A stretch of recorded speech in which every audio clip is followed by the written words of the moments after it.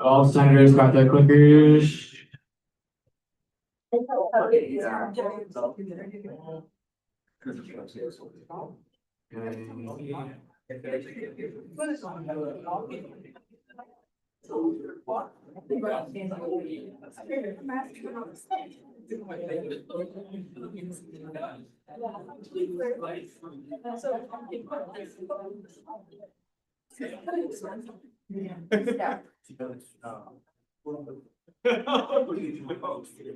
I was talking about that. ECS doesn't have to try.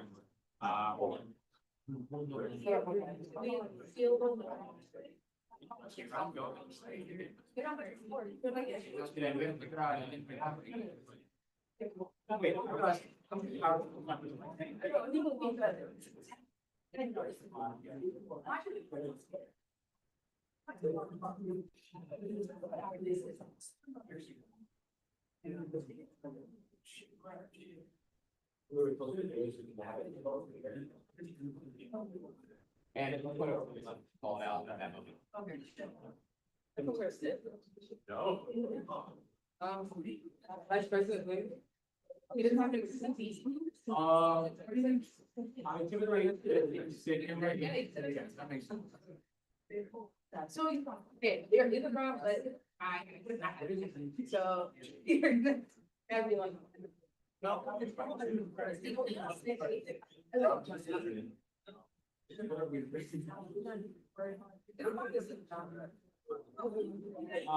Yeah.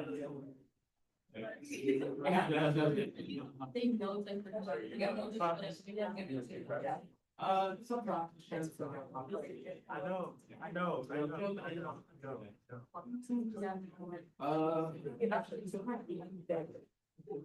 I'm not. Yeah. 31. Yeah, like today. So what is the bid? Today is Tuesday, you know.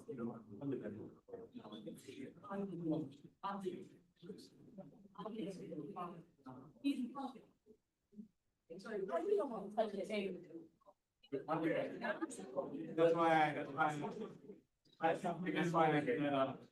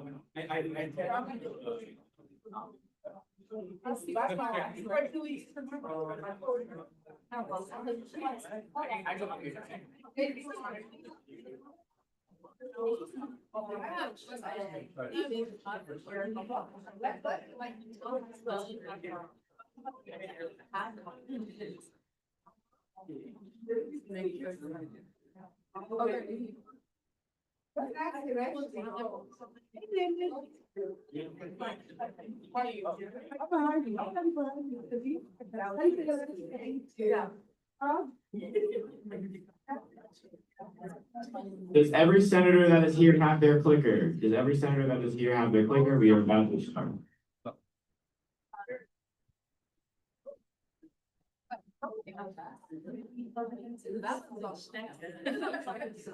All right.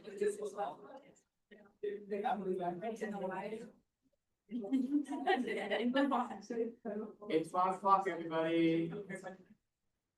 We take our seats, please.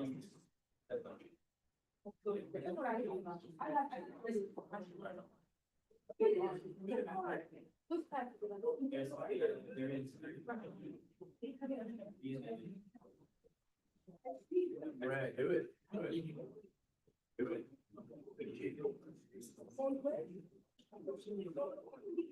Okay, I just said. Oh, plastic.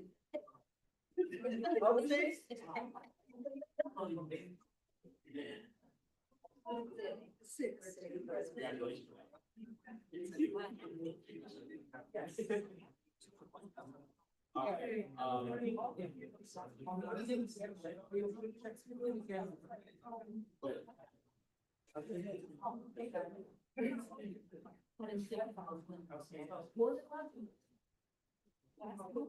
Yeah.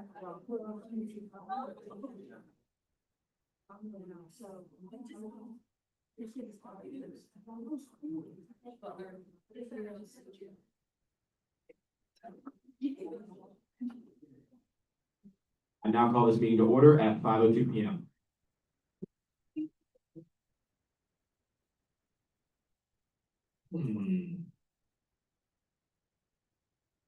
Appropriations Chair Miller, can you please lead us in the fight song today?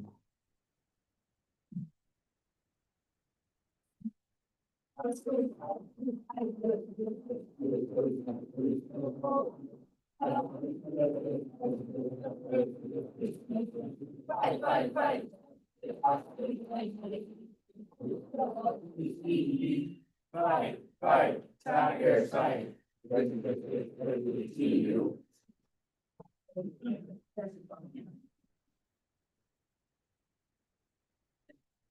We are now going to move into a roll call.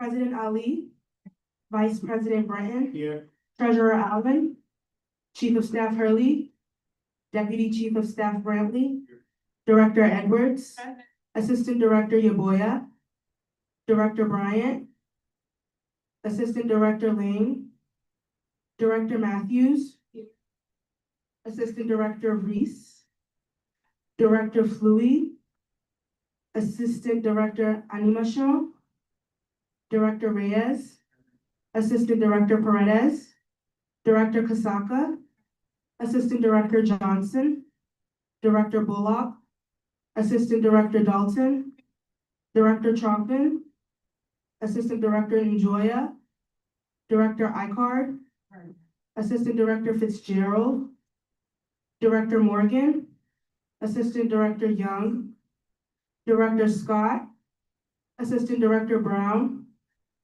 Director Ifeji, Assistant Director Rivera Forbes, Representative Hannah, Representative Ajapong, Representative Davis, Representative Andrew, Representative Guilford, Graphic Designer Lizanework, Photographer Lahai, Videographer Jumeja, Senate President Pro Tempore Tasker, Government Operations Chair Kelly, Appropriations Chair Miller, Senator Atalogu, Senator Scromo, Senator C. Williams, Senator Apia Kodua, Senator Farrell, Senator Kay Williams, Senator Hastings, Senator Billy Echo, Senator Rines, Parliamentarian Ekbo, Chief Justice Olojo, Deputy Chief Justice Blandon,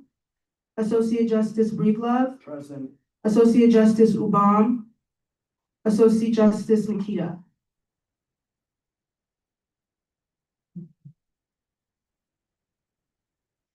We are now going to move into the approval of the minutes. Minutes are approved. Are there any amendments to the agenda?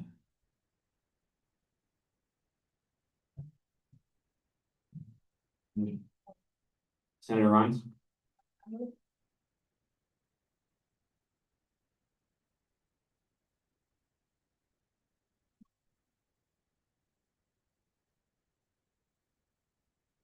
I would like to motion to amend the agenda to strike Senate Resolution number 22. Are there any seconds?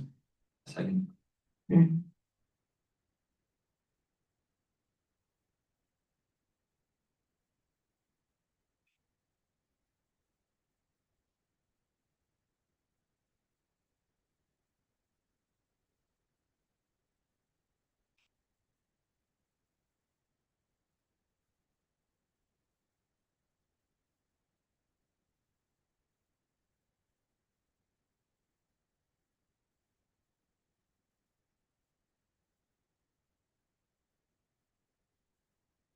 With a vote of 9-0-0, the motion to strike Senate Resolution number 22 from the agenda has passed. Are there any other amendments to the agenda? I hear none, see none. We are now going to move into our guest speaker. I would like to welcome to the floor President Mark Ginsburg.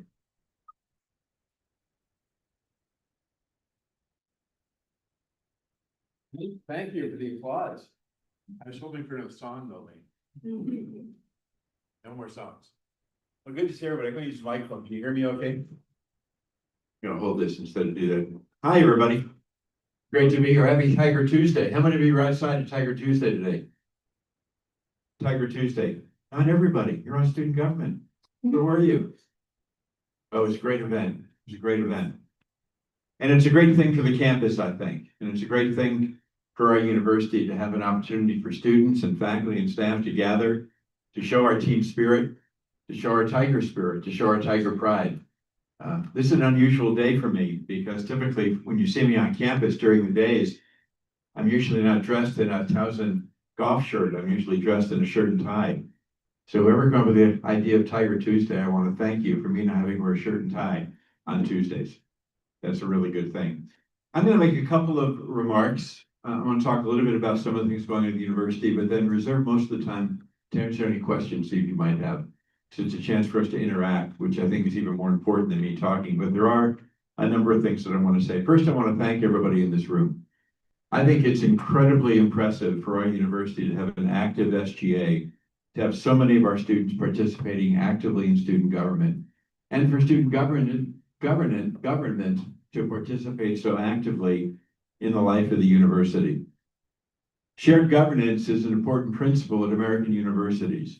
Shared governance is a particularly important construct at Towson, and you're an important part of the shared governance work. You may or may not know that we formed a couple of years ago in I guess the end of my first year here, starting my third year in another week or so, something called the University Council, which includes the shared governance leaders, SGA, we added our Graduate Student Association, our Towson University Staff Senate, and our Academic Senate. So your representatives sit with the senior leadership of the campus, the vice presidents and the deans, the senior leadership of our academic and administrative units, to talk about the key and critical issues of our day. And so you're having a seat at that table is a very, very important seat. And I'm really glad that you're there because your representatives, I think Liam and Aaliyah have been coming to those meetings, are very important and very important voices for the university to have as we think about the constructs and the challenges we face, as we think about the opportunities we have, and we think about how we're going to move forward. And it's really been a delight to work with you all and to work with the entire group.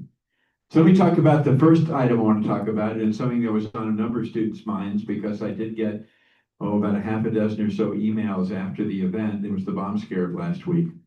Remember that event last week? So let me tell you a little bit about the backstory of what happened here at Towson because it's contextualized with what happened across the country that day. There are about 20 universities that received a message that morning, and we all received the same message. It was a rather cryptic message. I don't really want to tell you exactly what it is because that'll only spawn more kinds of messages, perhaps. We don't want to really talk about the specifics of it, but I can tell you it was cryptic and it was identical to about 20 universities around the country. There were 2 universities in Maryland that received that message, our university and Morgan State. The universities that received the message were not unilaterally, but they were predominantly HBCUs across the country. Universities ranged from universities in the Deep South all the way to the University of Alaska, Anchorage. We knew at the time of the bomb scare, because when these things go on, there's absolute initial immediate conversations and interactions with others around the country and around as far as need be because of our affiliation with police agencies around the country.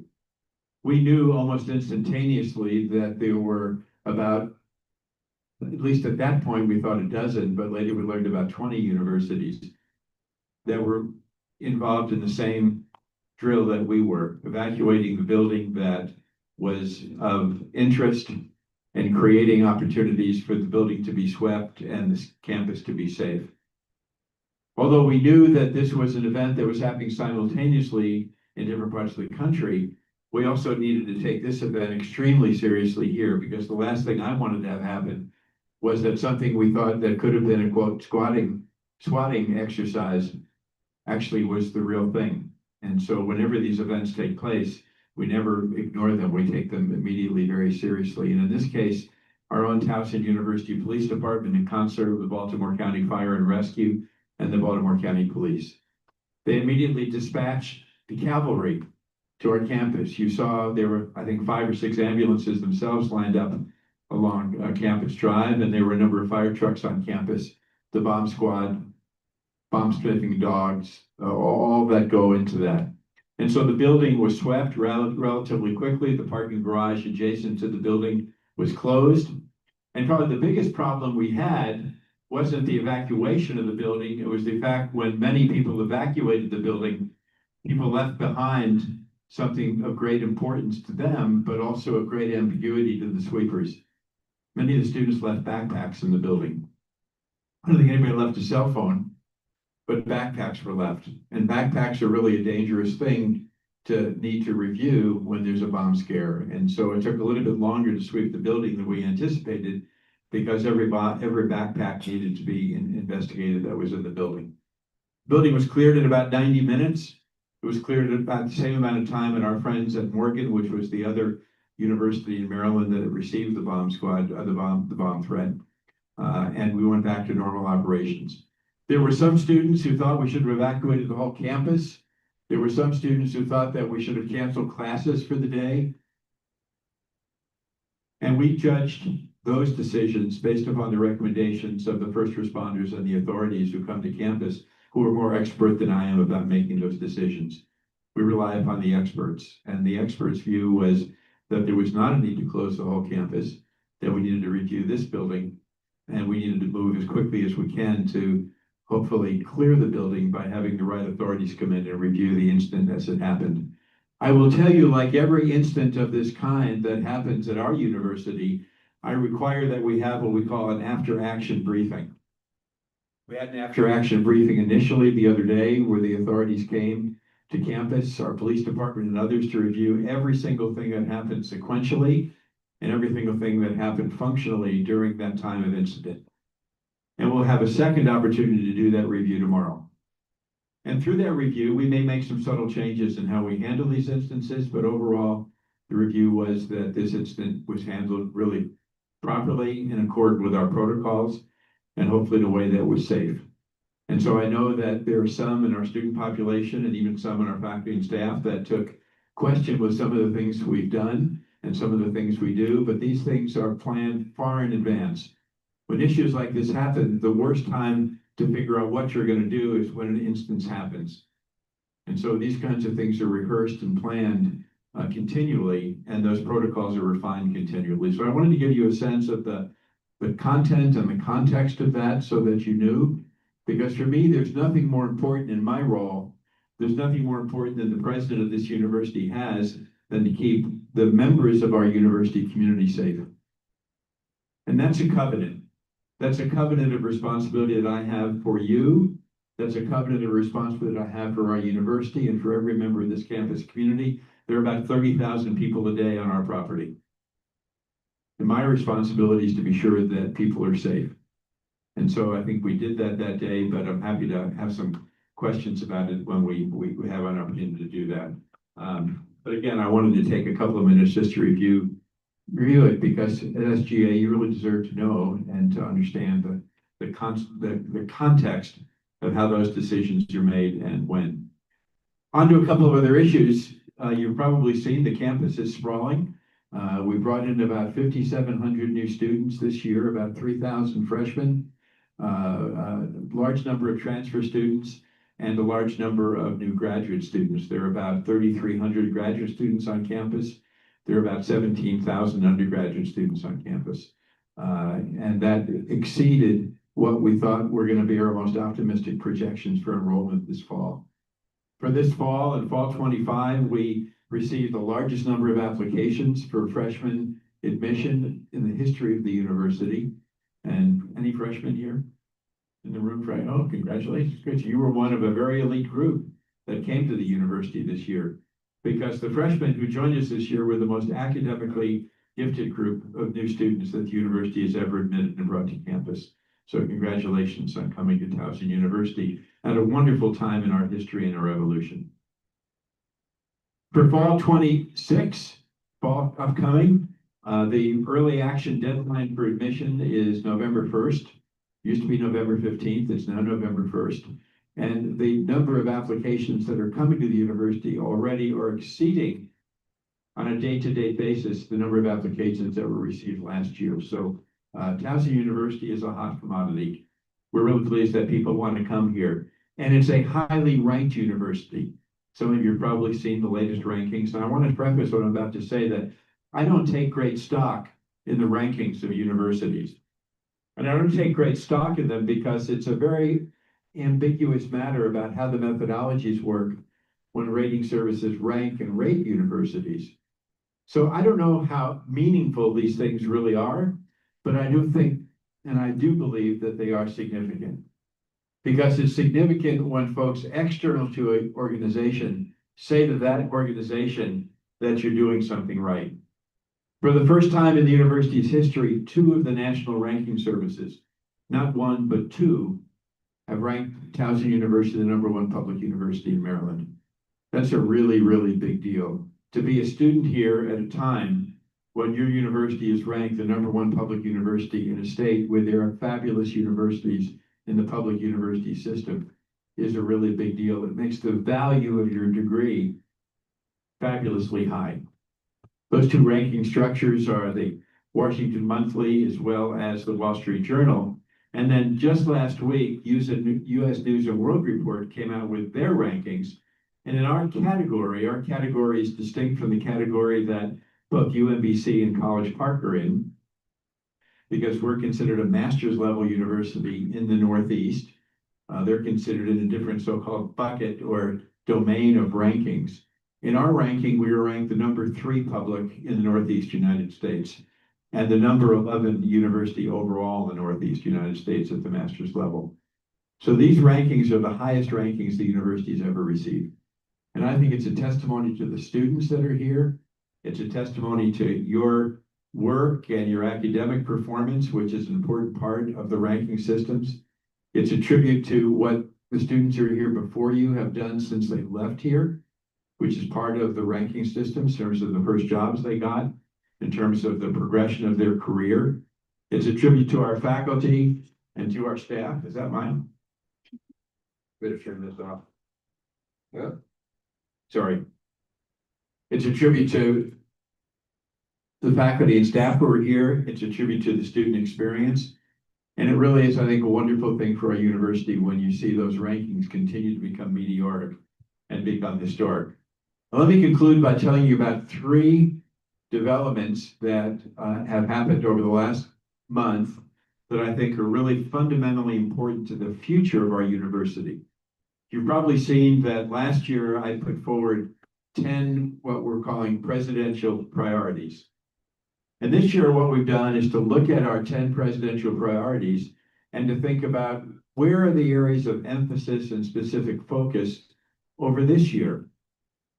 And there are 5 areas that we're going to focus on. One of those areas is what we're calling to continue to elevate the reputation of the university. We think the ramp way to continue to elevate the reputation of the university with these recent rankings that I mentioned as a backdrop is a very propitious moment in our own university history. And so one of the things we've done this year, you may have seen, is we've become an official university partner of the Baltimore Ravens. Have you seen that? And that's a really big deal. And that didn't happen by accident. So the inside story about that is the Ravens actually came to me.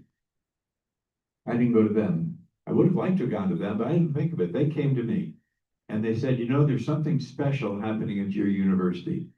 There's something special happening at Towson University, and we want to find a way to develop a relationship with Towson that's different than the relationship we've had.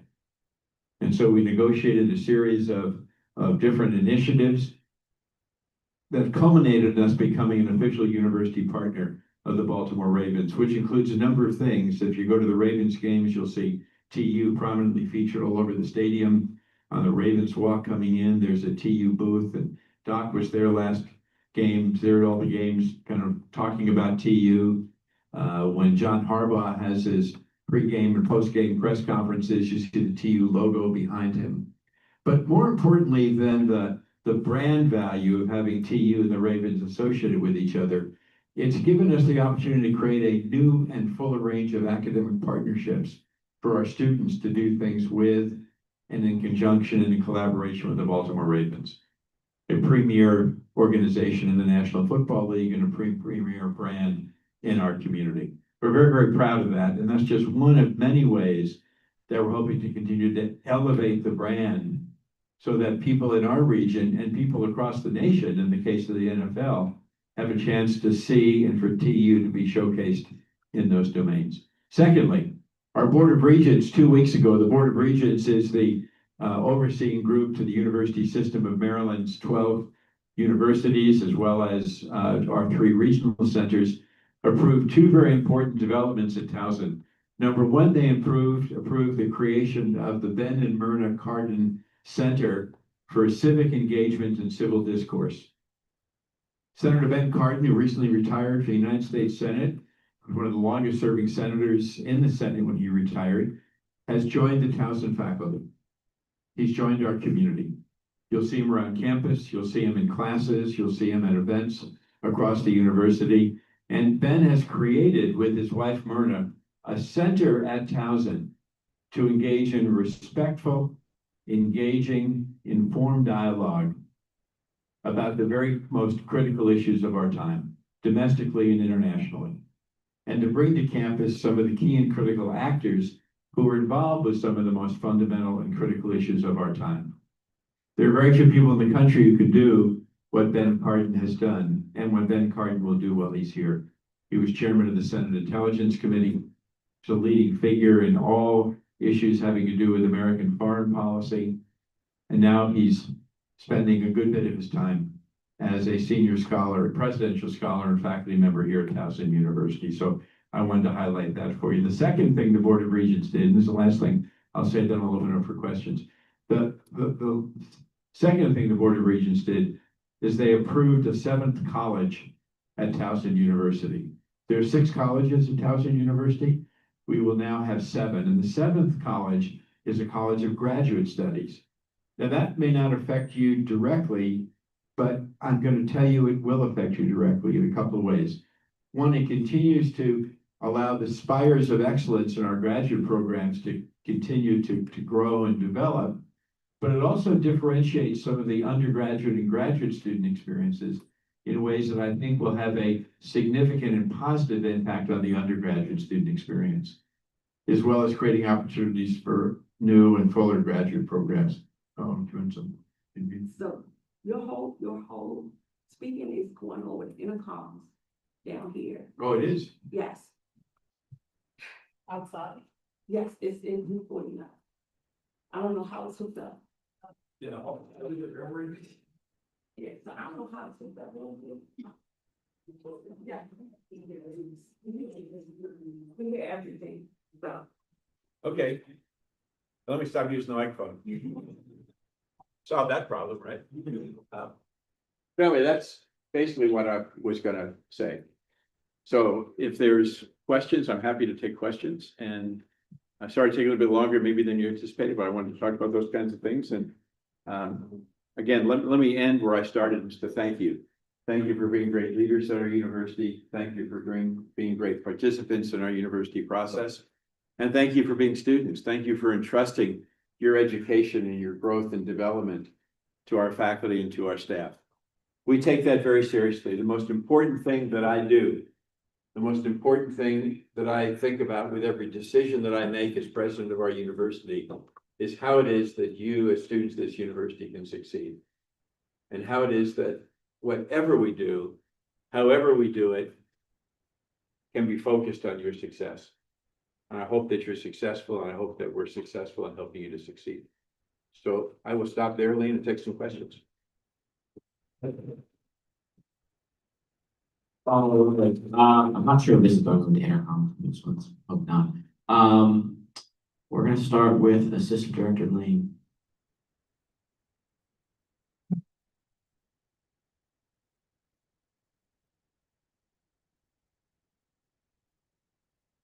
Hello, President Ginsburg. Hi. You're doing well. I'm not gonna get to the nitty gritty of what I want to ask, but how or what is the best way to directly reach you for other campus concerns? Well, I do office hours every week. And those office hours are available to students as well as faculty and staff. And so, I'm happy to, have folks come and see me. Hang on for 1 second, because the provost is trying to call me, and I was.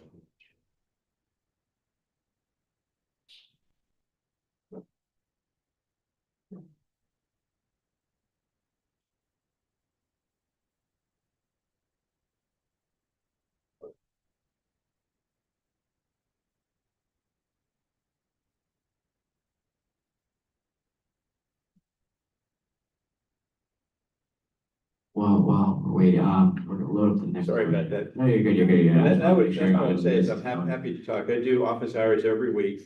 Just open office hours. If you call my office, they, make the appointments. Sometimes takes a week or two to get in because we have X number of appointment slots a week. And that, but happy to talk. Happy to do it, yeah. Mhm. Director Edwards.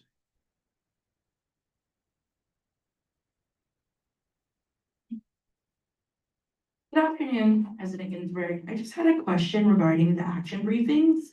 And obviously, I'm sure they're case specific, but is there a set of personnel that sits on all of them? Is there like a general set personnel I didn't hear the first part of the question. for action briefings? Sorry. Well, we do. Whenever there's an incident on campus, there's Right. always an after-action assessment. Right. And This thing, I'm sure, like, it's specific towards the incident, but is there like a set personnel or panel of people who are always in attendance? Yeah, it's members of my cabinet. So Okay. we have an individual at the university who's responsible for public safety, our police chief, and then we have other individuals who are responsible for planning and assessing various events on campus. So they're professionals in that space of disaster management and first response and things like that. So, these are people this is what they do for a living, is hopefully plan out and have opportunities for being sure that whenever things happen, the response is well planned and the response is well assessed. So, yeah. Yeah, Thank you. there are specific people, that's their responsibility. But then other people come to the table and they're called in for those events, depending on what happened, what kind of issue it is. Some of them may, if a computer system breaks, or you probably saw, we had an issue this summer with a rainstorm that created havoc to our air conditioning systems. So oftentimes there are things that aren't quite as visible that relate to facilities, but things like a bomb scare are really visible across the campus. We're good on my speaking. Okay, yeah, that's a. Sorry. Any other questions? Just one room. Oh, okay. Yeah, they fixed it. What's 349? That's the Center for Student Diversity. Oh. Senator Rhodes. You guys can hear me okay though. Well, so we stream and we are 50 minutes, so we. Okay. In that case, sorry about that. I don't know how it got streamed in other places. Not what it's not, it's tech, they figured it out. I thought I was like famous in the food court, so I was getting really impressed with that. Hi, President Ginsburg. Right now, oh, yeah. Oh, there you go. Robin. Batman. No, I have three kind of important questions. I'm not trying to drag, but I have three. So they're quick. What did you major in college? What was your major? Okay, I'll be serious. Serious. We've been playing games. Did you show them the picture we took yesterday? No, I didn't know the difference. Yeah, I'm a psychologist. So I was a psychology major as an undergraduate. And then my PhD and my master's degrees are in psychology related fields. Okay, second question. Did you play any, you played any sports growing up? If so, which ones? I did. I played, my best sport was lacrosse, but I also played rugby. And final question, we kind of touched on it already. Well, maybe you have a different answer. What superhero do you resonate with the most? Oh, my God. And this was an important one. I knew you were gonna ask that question because we've talked about superheroes. We did. You know, I don't know superheroes that much. So when I was a kid, the only superhero that was around was Superman. So I guess I have to say Superman. But I'm not a superhero kind of guy. Sorry.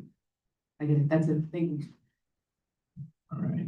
All right, next, Senator Atalogan. Is that one broadcasting at 3:49 again? Okay, we're only taking two more, so this is number one. Okay. Let's go.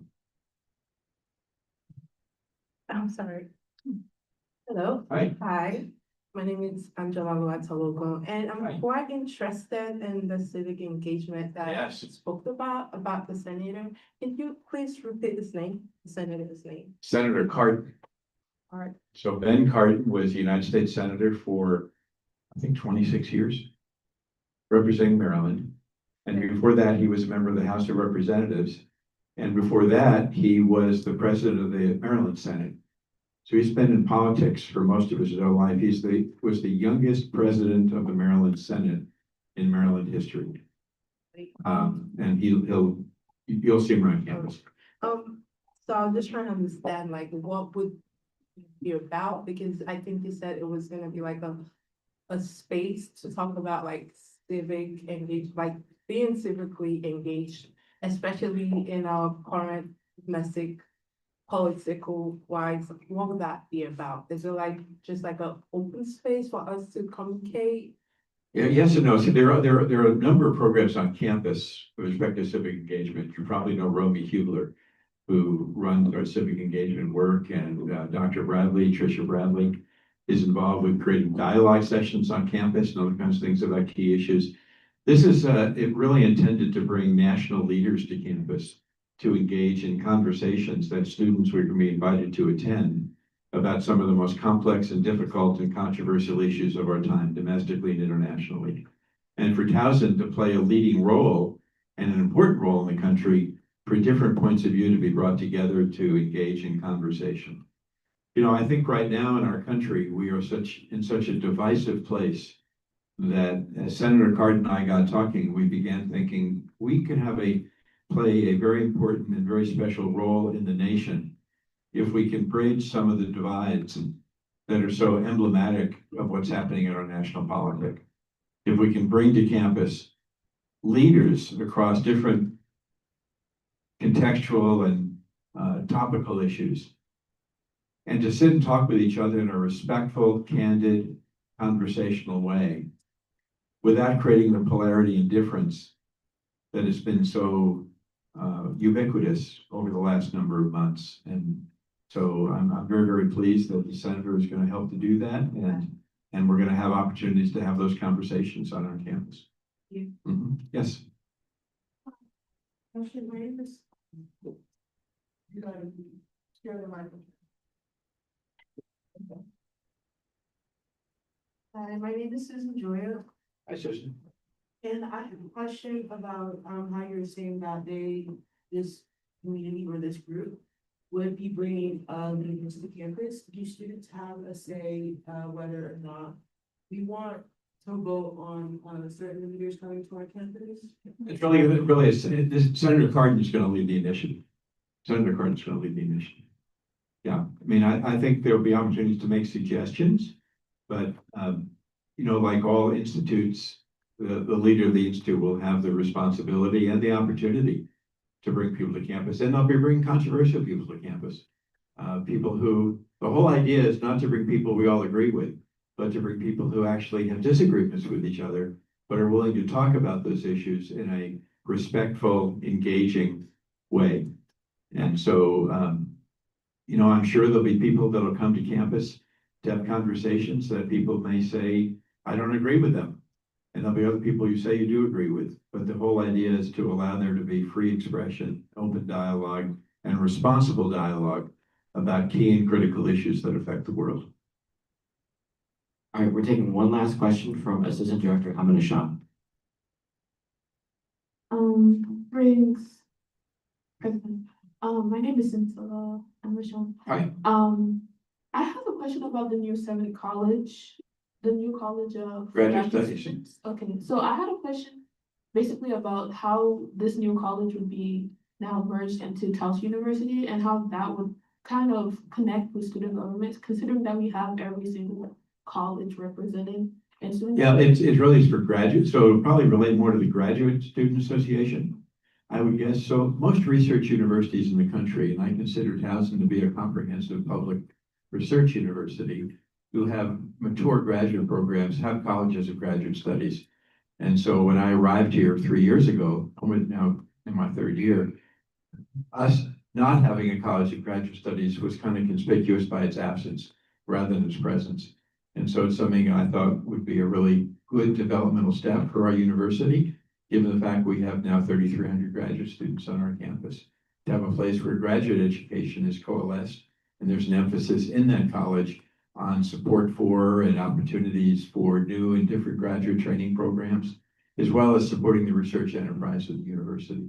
So currently, or at least until this graduate studies or college graduate study was approved, there was a dean of research and graduate studies, and we've separated those into two very discrete units because of the emphasis placed both on research at our university and on graduate education, in addition, without taking away from the undergraduate experience. Okay. Okay, thank you so All right. much. One more time for President Ginsburg, everybody. Thank you so much. We really appreciate it. Thank you all, and I hope the people at 349 enjoyed this too. All right, good to see you. Let me say one other thing, that your leadership here and I meet pretty regularly, about monthly, and one-on-ones, just have a chance to talk, and they will bring to me issues that you discuss here. And so there's a direct pipeline. Somebody asked about that pipeline kind of thing. There is that direct pipeline too, because we have really ongoing and very important conversations that are quite regular. So with that, let me thank you. Get back to your agenda. So much. Go Tigers, come out to events this week, homecoming week, come out to things, all kinds of events going on all week long. Come to the football game on Sunday, Saturday, other events on Sunday, all week long. Enjoy it. Take care, guys. Thank you so much. We are now going to move into public participation. Here none, see none. We're now going to move into communications, advisors' remarks.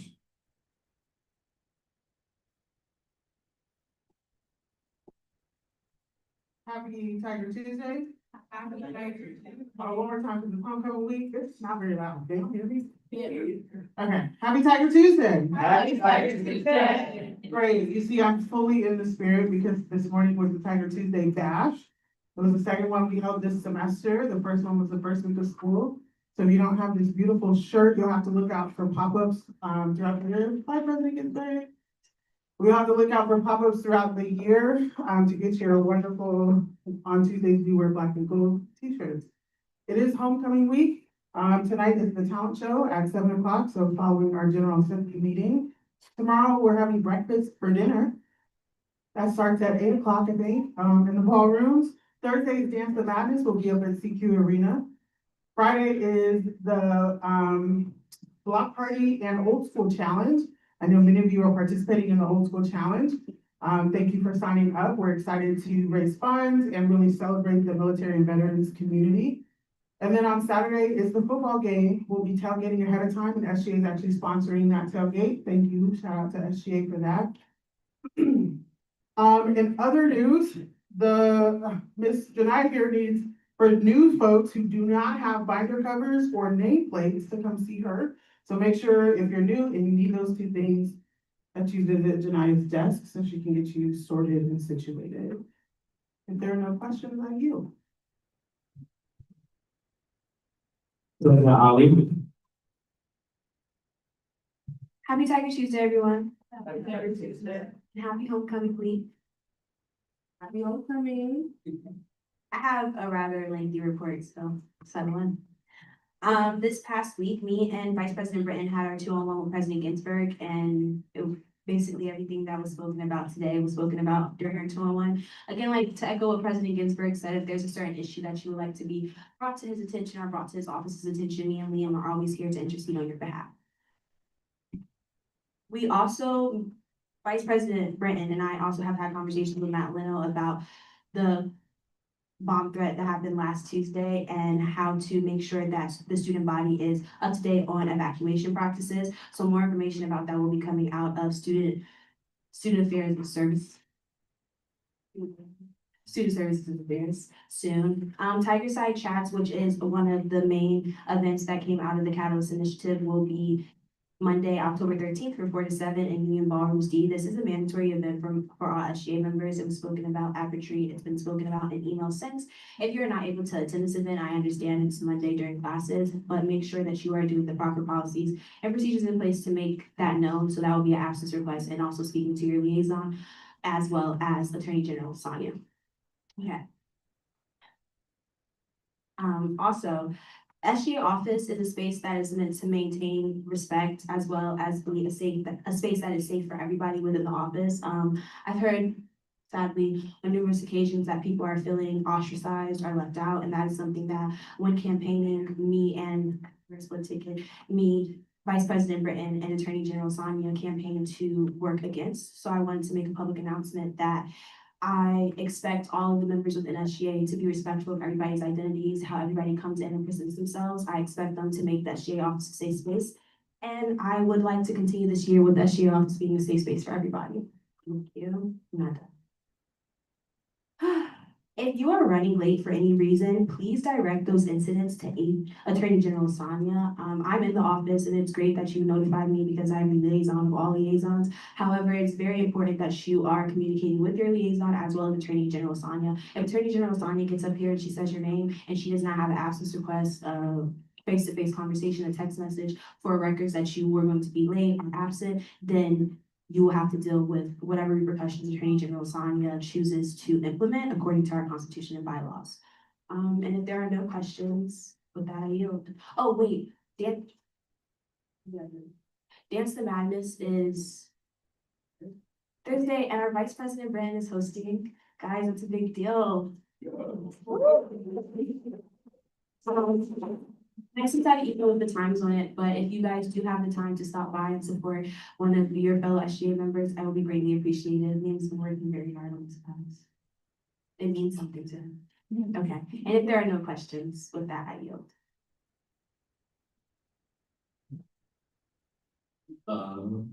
Attorney General Sonia? Happy homecoming week, everyone. That was good. Okay. I do know we have a lot of legislation, so I will be quick. Due to last week's unexpected circumstances, grace was given for not meeting your threshold of hours, as I briefly mentioned in the group chat. Do unmute it if you haven't muted. But please remember that you are still required to complete and submit your weekly report, whether you worked on or off campus, had meetings on Zoom, and etc. Let's make sure we are turning in our weekly reports as well. 5 p.m. Friday. If you were not aware of the deadline for when your weekly report needs to be submitted each week, it is Friday at 5 p.m. sharp, as I've also mentioned in the group chat. And let's make sure it's being turned in with the correct format. If you have issues with format, please do not hesitate to reach out to me. I can send it to you. And I do hope that despite the chaos last week, we were able to all have a productive week and get a lot done. For that being said, for those who haven't already filled out an absence request for the dates of activities you have missed, whether it was GA, the parade, pre-meeting, anything that you've missed, please do fill out those absence requests immediately, or it will just be considered an absence, not an excused absence. And I promise you, you'd rather have it as an excused absence. Yeah, what else? Like President Ali said, I cannot help you if you do not let me know. If you do have an emergency or running late or whatever the case may be, please do not hesitate to let me know, and I will guide you to the right documentation to fill out for that. With that, any questions? With that, I yield.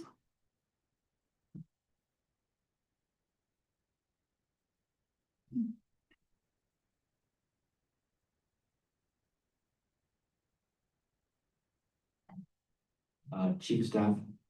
Chief of Staff Furlong. Oh, really?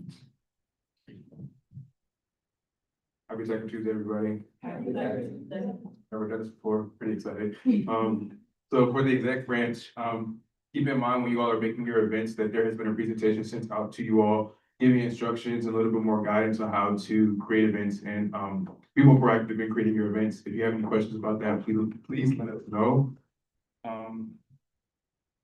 Also, make sure when you're making your IES form, again, make sure that you're sharing it with, Janiyah Richardson, myself, Treasurer Allen, and Chief of Staff Early. Make sure that that is being done when you're creating your IES forms. If you have signed up for the Old School Challenge, please look out for any more information that will be sent out on that. And to all the, directors, when you all are making your events, I understand that some of you guys still have a little bit of confusion when it comes to your, positions and what's expected of you all. I personally, apologize for that as well. If you guys need any more assistance and direction with creating events or anything like that with your position, please let me know. I'm more than willing to have that conversation with you. If you want to speak after this meeting. That's all I have. Thank you guys. With that, you.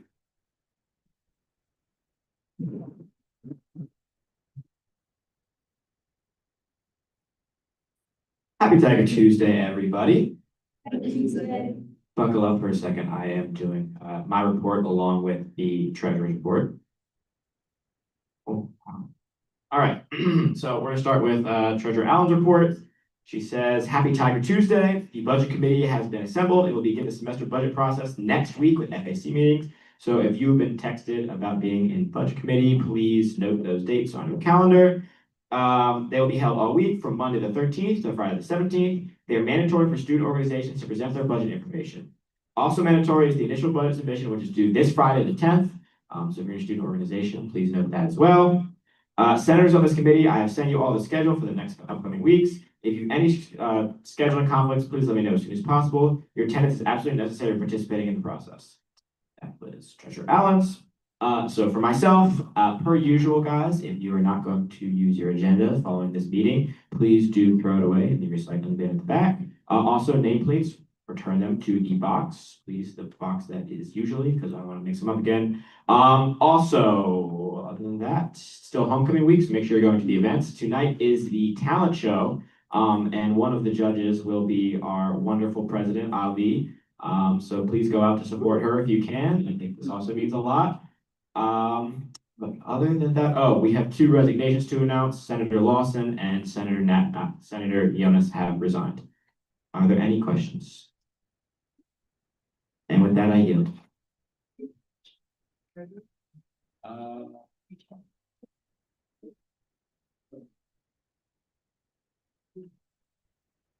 Yep. Wait, Director Everett, get the microphone.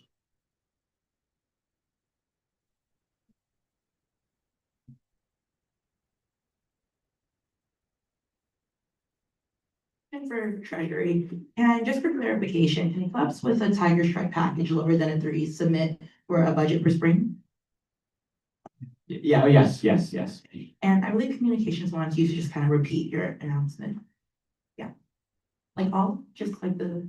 We'll send it because it's in writing. We'll just send it to you. All right, thank you so much. Thank you. All right, are there any other questions? All right, thank you so much.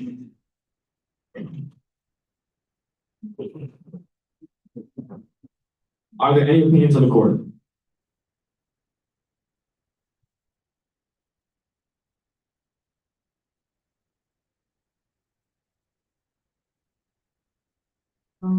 Last week we met with SARP on Friday, and it was a very productive meeting. We met with her and with our branch and also members of the Senate. So I'm gonna shout out the Senate real quick. Senator Senator Ryan and Senator Kelly were there, along with Senator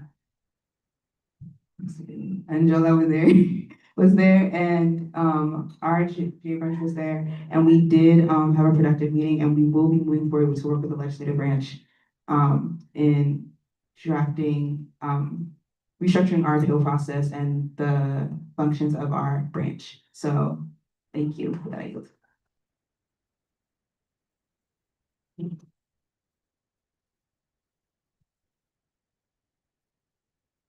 right, we will now be moving into a quorum call. Senators, please press yes on your clickers to indicate that you are here.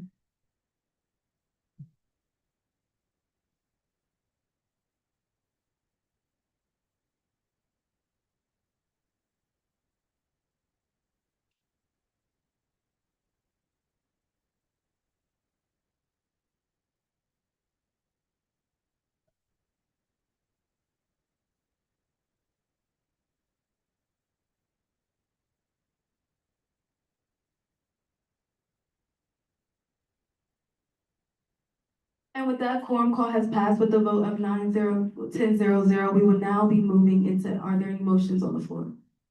Government Operations Chair Kelly, Motion to review resolution 24. are there any seconds? I second. Thank you, Senator Piakoto.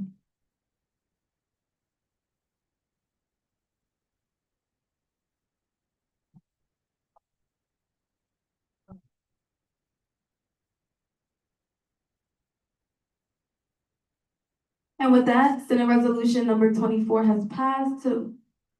With that, Senate Resolution number 24 has been reviewed. We will now ask David Azama to come up to the floor for Campus Activities Board Representative.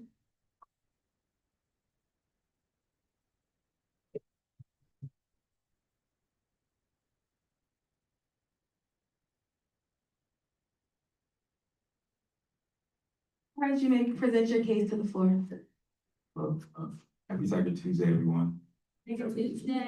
So, I was particularly interested in being the CAB representative for SGA because early on in my collegiate career, particularly my freshman and sophomore years, I wasn't really involved on campus. I didn't really do much. But over the years, I started to learn that in order for me to get out of that shell, that I need to be involved on campus. So now during my senior year, I took this as an opportunity to not only do this for myself, but the students who feel the same, that anxiety or that fear of getting outside. So being able to be a part of CAB already has put me in that position where I can create spaces, events, and foster a community where everyone feels involved, accepted, and appreciated. So that was it.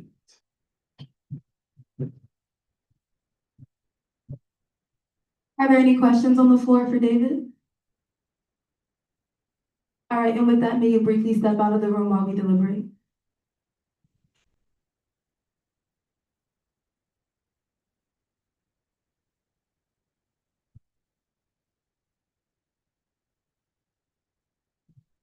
Would anyone like to speak on the behalf of our prospective CAB representative? All right, Senator Ryan. I think it's great. I'd like to call to question resolution number 24. Perfect. Are there any seconds? I second. Thank you, Senator Piakoto. We will now be moving into a review of a call to question on Senate Resolution number 24.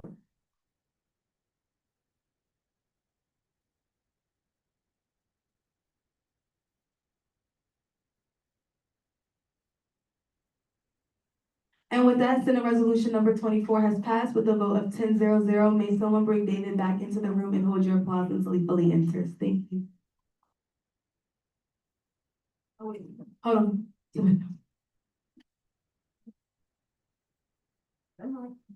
I'll call the question. We're voting now. We're voting now. Yeah.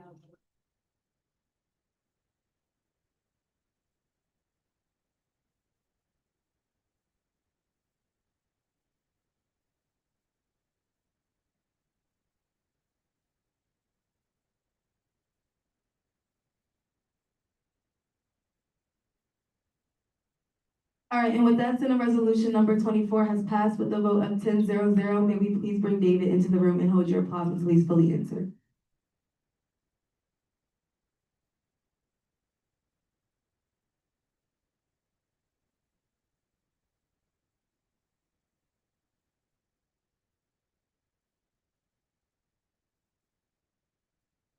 Hi, can you please raise your right hand and repeat after me? I do solemnly affirm Do solemnly affirm that I will faithfully serve that I will faithfully serve the students of Towson University, the students of Towson University, execute all of the duties execute all of the duties and the responsibilities of this position, and the responsibilities of this position, and strive to achieve and strive to achieve the high level of expectation the high level of expectation that accompanies a position within the Student Government Association that accompanies this position within the Student Government Association of Towson University. of Towson University. I will preserve, protect, and defend I will preserve, protect, and defend the Constitution and all other governing documents the Constitution and all other government, of the Student Government Association the Student Government Association of Towson University of Towson University to the best of my ability. to the best of my ability. Okay, congratulations. Are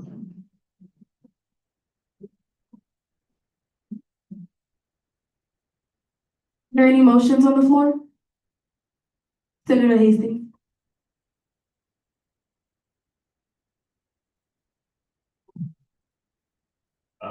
Motion to review Senate Bill number 3. Are there any seconds? I second. Thank you, Senator Alonso Logan. We will now be moving in a review of Senate Bill 3.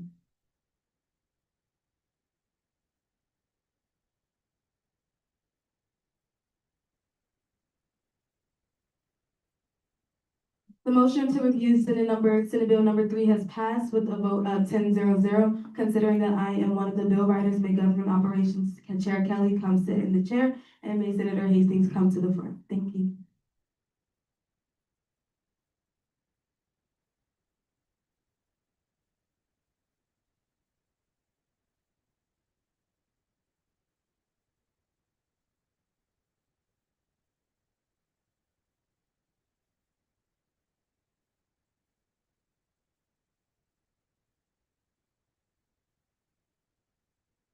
Good evening, everybody.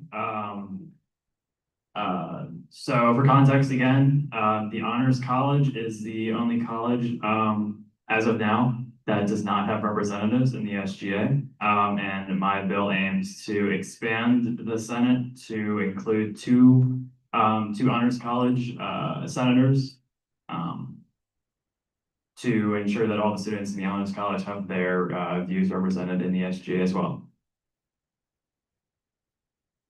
All right, thank you, Senator Hastings and President Pro Tempore Tasker. Are there any questions, comments, concerns? All right, seeing none, are there any motions on the floor? Senator Mines?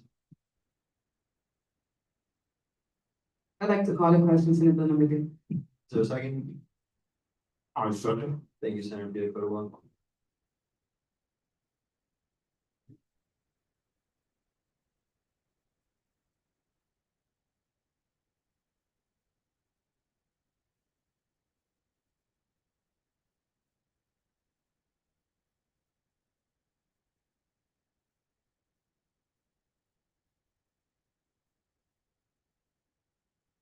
All right, with a vote of 8-0-0, the motion is passed, and we move into a vote on Senate Bill number 3.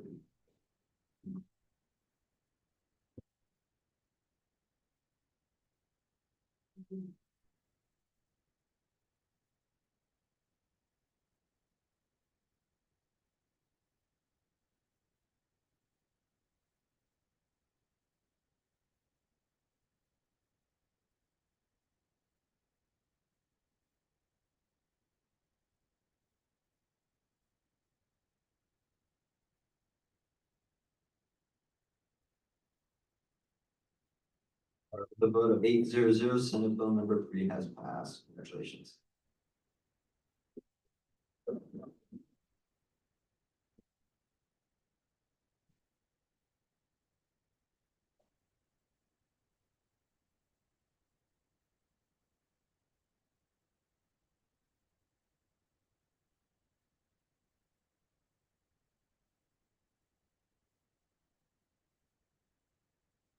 Are there any motions on the floor? Senator Williams? Senator Burrow? Motion to apply Senate Resolution, Are there any seconds? Thank you, Senator Williams.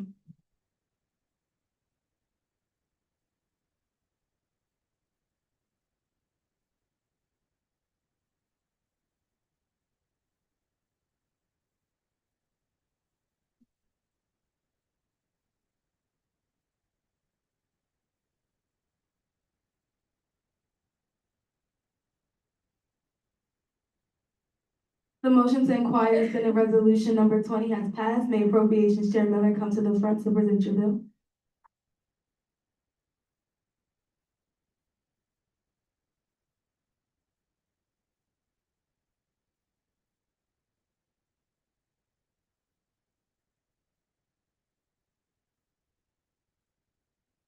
Hi, hello, everybody. Happy Tiger Tuesday. Senate Resolution number 20 is the implementation of a new professional staff member, the coordinator of programming. Essentially, it is a professional staff member that will be here to assist with our leadership development. This professional staff member will work very closely with the freshman and transfer councils, as well as the director of new student development. And they will be able to help basically all of our leadership efforts in SGA. They'll be in the office there to talk to us, help with us, and there is already room in the budget for their salary. Yeah.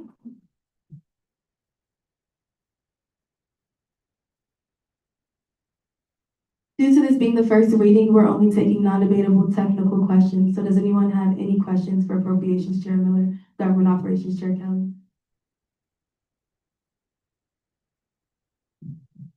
I think I might have asked you this before, but was the intent of the increase specifically with the purpose of establishing this position? Yeah, so their salary did come from the increased Student Government Association fees this year. It was to account for the creation of a new professional staff position. And it was voted on at the fee forum as favorable. Okay, thank you. Are there any other questions on the floor?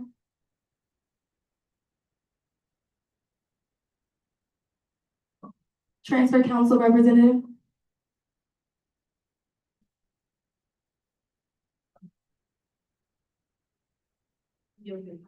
I recommend that a member of the Senate yield their time to the Transfer Council Representative. Senator Farrell.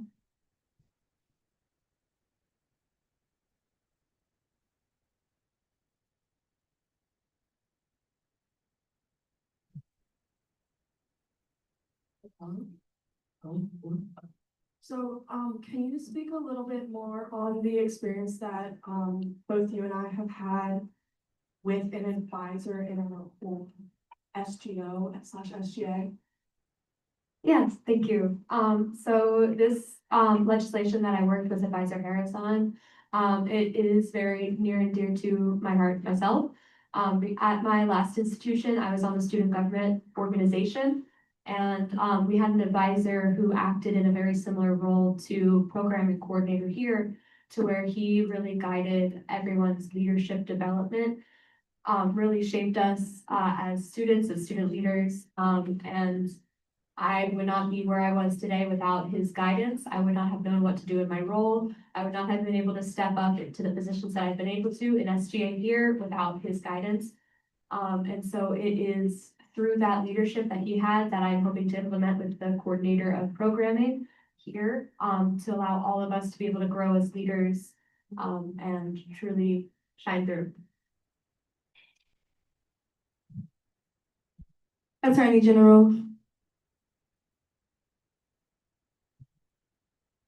Hey, so quick question from me. Would this coordinator, be somebody who was hired? I know since, the fee was taken from the fiscal year 2025-2026, would this person be hired, in our fiscal year, if that makes sense? Like, before May 2026? Or would this hiring process begin in like June, July? Yeah, so if this legislation was passed, it would be hired during this school year. And students from SGA here would also be involved in the hiring process and the interview process. I don't know if I can ask this to follow-up question. So, I guess my question would be, what would that hiring process look like? And, how would we assess this candidate to be good for the role? So that's cool. Yeah, thank you for that question. It would be a very similar process as to how previous administrations went to about hiring our administrative assistant, Shania Richardson. So there would be the interview process in which some members of student government would sit in. It would be a candidate with a degree having to do with college student education, something in the lines of like social work or specifically like college student ed. something of that variety that would qualify them, and then we would have members from student government also sit in with the interview process and decision making. Thank you. Oh, wait, quick. It'd be full-time, it'd be like a full-time position, correct? Okay, just a.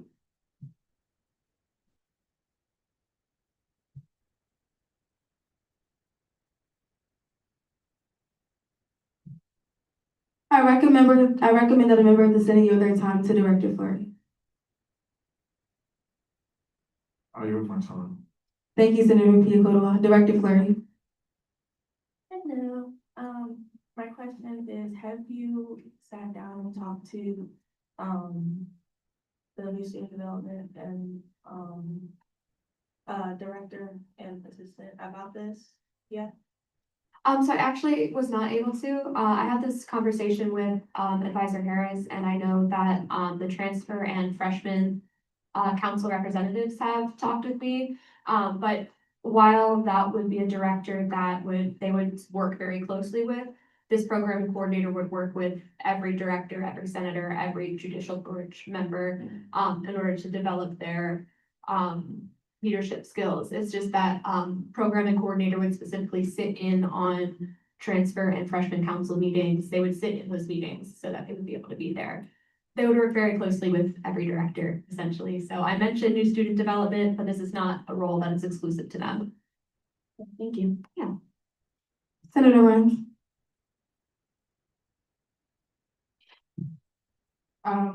Would this role,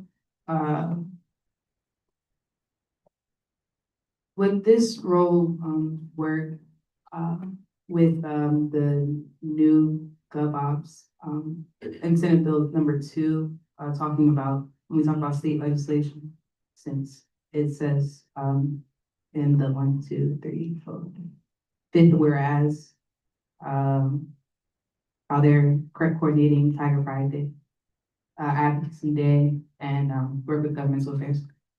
Yeah, so they would, this programming coordinator would work with, the Director of Governmental Affairs to help with the Tiger Pride Day. And Government Operations Chair would be welcome to come and speak with the Director of, the Coordinator of Programming. So any student would be able to speak with this director, and, if there were any questions regarding state legislation that was passed in our previous Senate bill, then senators would be free to speak with this coordinator as well. But this would not take any power away from the director positions or the government operations positions. They would just be helping the students with this process. Advisor Harris.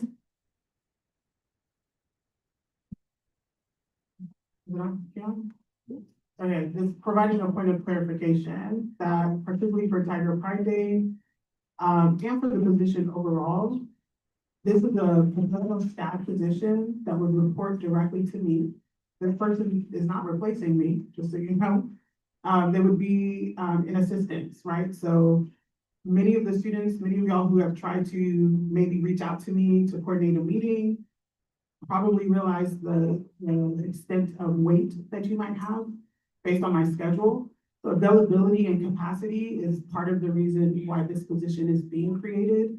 But in specific response to the governmental affairs and Tiger Pride Day support, and in direct response to Senator Ryan's question, co-coordinating Tiger Pride Day, so that is in conjunction with me as the Director of Student Activities and Advisor of SGA. So that planning happens in conjunction, which obviously includes the Director and Assistant Director of Governmental Affairs.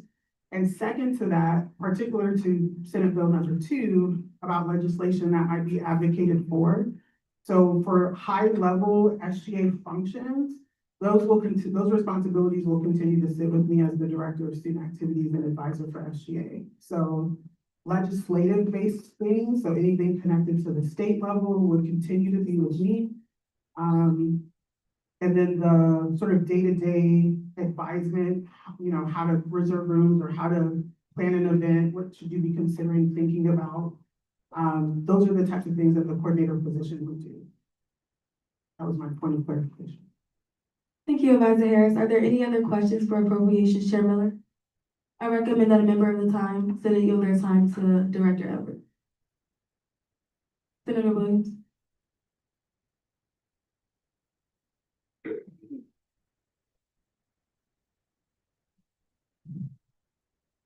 Good afternoon. I just have a Point question. of order, he didn't get his time yet. You know, my time's too, that right there. Director.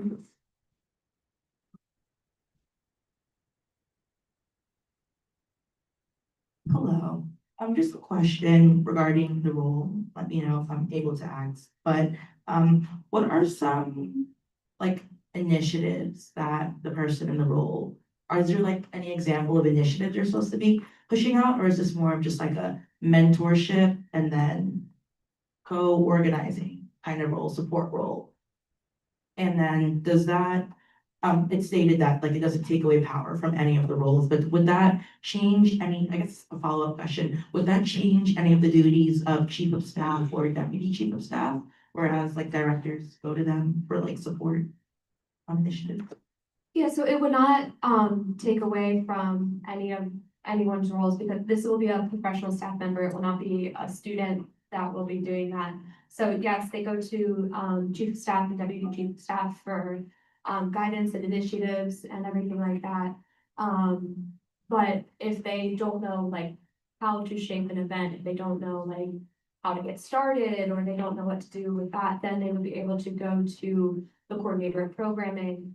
In my last institution, I was campus events coordinator, which was a unique role that was done there. It was essentially like, you know, a director role just lumped into one. So I was planning all the events and the initiatives for our organization, and I would not have been able to step into that role without the guidance of our advisor.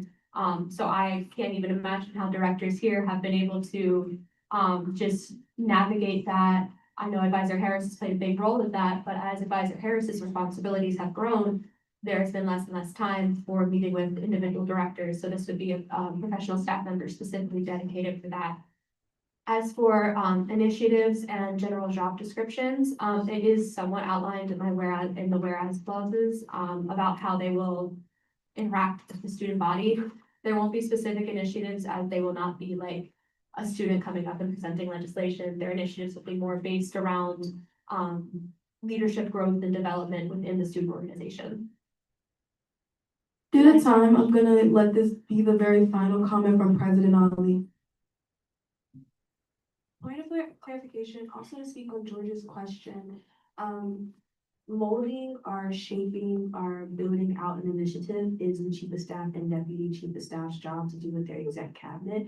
From my understanding with conversations with Advisor Carolyn, this role plays a more functional role in the sense of aiding in any places where Advisor Carolyn spoke about booking rooms. However, we'll still have special projects booking rooms. However, there's an issue currently going on where 25 live access hasn't been given to our special projects yet. So in areas where like functionality is being halted, they would aid there, but they wouldn't be taking the jobs that we hire as students for SGA to do, if that makes sense. So I know that was a lot of confusion last year, so I just wanted to clarify for anybody in the room that's still here from when the bill was read last year, that this job is solely to aid us with doing our jobs, not to take jobs away from us. Thank you for the clarification, and I just wanna, I guess, clarify that I was aware of that. I guess my question was more speaking towards just the relevance of the position. I'm familiar that it's not gonna be taking away from anyone's description. Thank you. All right, thank you, Appropriations Chair Miller.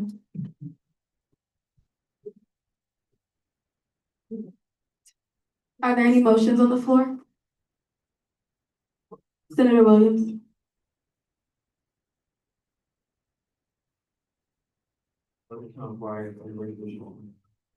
Thank you. Are there any seconds? Thank you, Senator Farrell.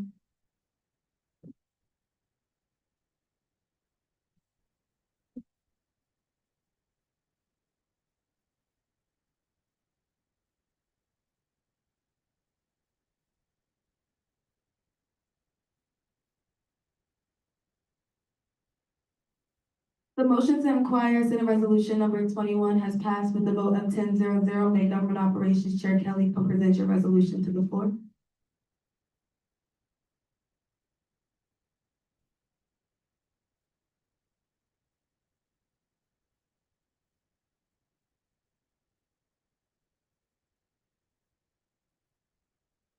Okay, good evening, everybody. So Senate Resolution number 21 deals with the improvement of free speech and expression at Towson University. So before I get into some specific numbers, I just want to give some quick background. The Foundation for Individual Rights and Expression is essentially a nationally recognized nonpartisan organization that is dedicated to sustaining the rights of individuals such as students and faculty members in areas such as freedom of speech, due process, legal equality, and academic freedom. And so every year they release a ranking of hundreds of institutions across the United States in regards to freedom of speech on their campuses. They look at the university's policies and they also survey students. So that being said, I do want to look at these specific results within our institution within the 2026 rankings. So this year, Towson University was ranked 104th out of 250 schools. We received an overall score of 58.6 out of 100, and were assigned an F speech climate grade with a yellow light speech code rating on its speech related policies. And then according to their free speech rankings, we received the following grades: comforting expressing ideas D, disruptive conduct D+, openness C+, self-censorship D-, administrative support F, and political tolerance F. And so then according to the survey, they surveyed 239 students on our campus. They do this through College Pulse. So basically it's an online survey and the students have to put in basically which college they attend. So they do this at several different universities. And so out of the results, 46 reported self-censoring on campus at least once or twice a month. 80% said it is acceptable, at least in rare circumstances, to shout down a speaker to prevent them from being heard. And 49% agreed that using violence to stop a speaker is acceptable in at least some circumstances. So I think those results speak for themselves in the world that we are in today. And so I think as an organization, it is our job to make sure that we are promoting, as President Ginsburg said, a culture of civil discourse where we can learn to talk and disagree peacefully rather than through violence. Thank you.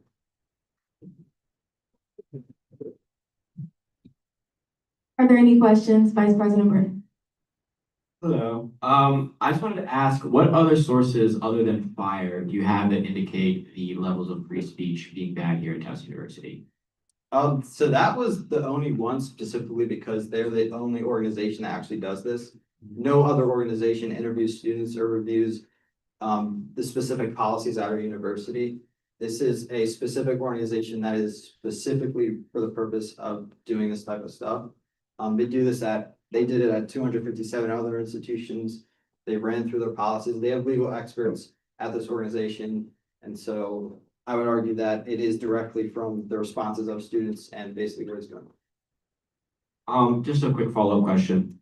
So if it is only this organization that says this about us, what was their criteria for selecting these 239 students out of our 20,000 student population? It's if any students choose to participate, it's up to the student to choose, and that's where they get the data from. President Ali.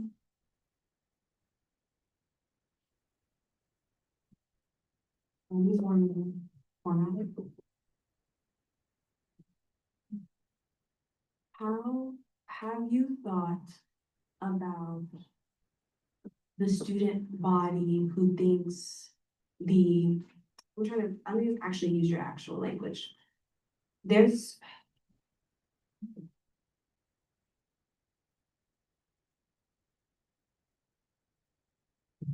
I give context before Okay, have you thought about the student population at Towson University that thinks to shout down a speaker to prevent them from speaking to be heard is them using their freedom of speech? That's the first part of my question. My second part of my question is have you thought outside of this bill of working with marketing, working with anything within SGA to properly communicate what is protected freedom of speech by Towson University and what is not? This is great. This is great framework. I don't disagree with it. Okay. Okay, thank you. This is great. However, I think the larger issue at hand is that students don't know what is freedom of speech and what is not freedom of speech. My question, I guess, is have you given any thought of how outside of this, you can educate students on what is freedom of speech and what's not freedom of speech at Towson University, or in general? Yeah, I mean, that's kind of like, it takes a lot, like it would have to be like kind of I don't want to say a cultural shift, but this kind of movement of talking in terms of peace, not through violence and other stuff. So one of the things I do ask is the university to kind of provide programming for students to distinguish between protected conduct versus unprotected conduct. And your point about shouting down a speaker is freedom of speech. Technically, it's really not, because you're preventing them from speaking. So if you're obstructing another person from speaking, then you're kind of obstructing their rights. Well,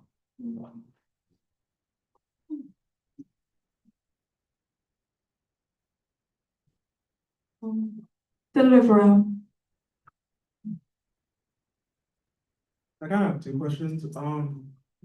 So in this. Senator Farrell, let's do one at a time, just for the sake of time and for other people who have raised their hands. Have you thought about working with the Office of Civic Engagement and Social Responsibility? Because that is one of the things. No that- opinions, point of order. Yes or no, non-debatable technical questions. So Is that not? stating opinions is not allowed during first reading. Do you plan on working with the Office of Civic Engagement and Social Responsibility? That's better, thank you. yeah, so I mean, before working with them, we would have to send a message that this is something we would all agree with. Because this would also have to go to the Student Affairs Office, so we can work with them. Yeah, all those offices would be probably involved. Senator Rhines. On your second whereas clause, you state, we received a yellow light speech play rating on our speech related policies. What exactly are our speech related policies?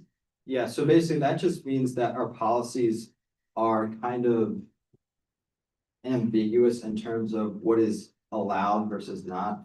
Like saying something is offensive, it doesn't clearly define that. So if somebody just kind of doesn't like it, they could use that claim to kind of prevent somebody from speaking or coming onto campus. Basically, it's meaning that the policy should be better specific to what they are right now. I recommend that a member of the Senate yield their time to Attorney General Sonia. Appropriation Chair Miller. I give my time to Attorney General Sonia. Are there any seconds? Oh, Attorney General Sonia.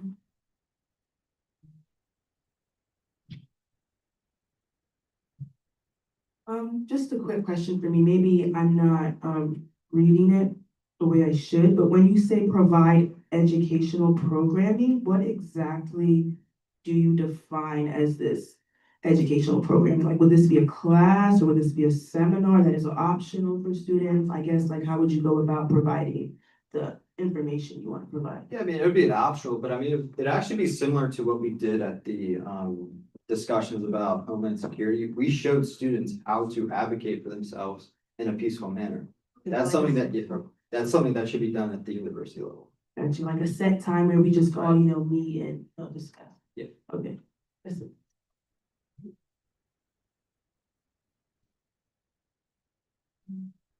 I recommend that a member of the Senate yield their time to Assistant Director Julia. Senator Williams.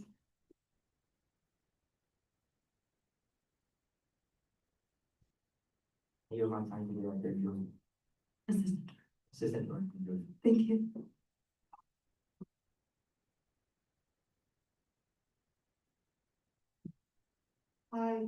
Would you consider sourcing information about free speech rankings from a different organization?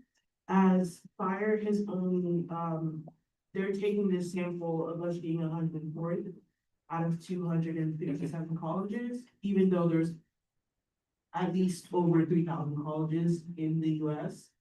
So it's kind of a skewed rank. Point of order. Your first part of your question was right, it's just no opinions in the first round. Okay, so would you consider that? What am I considering? Pulling information about college free speech rankings from different, like, sources. I mean, I have the source one here, provides all the rankings, so you can go and look at that source and see how they rank every other institution. They provide all the data and surveys they use at every single college, so you can see how they polled students, their responses. But you know, this is specific to our university and what is going on at our campus. Thank you. I recommend that a member of the Senate yield their time to Director Reyes. Senator Altalova.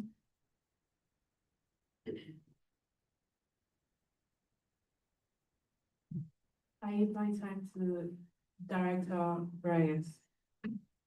Hi, my question is, do you just think that more research needs to be done before we can generalize such a claim that only represents less than 1% of the population?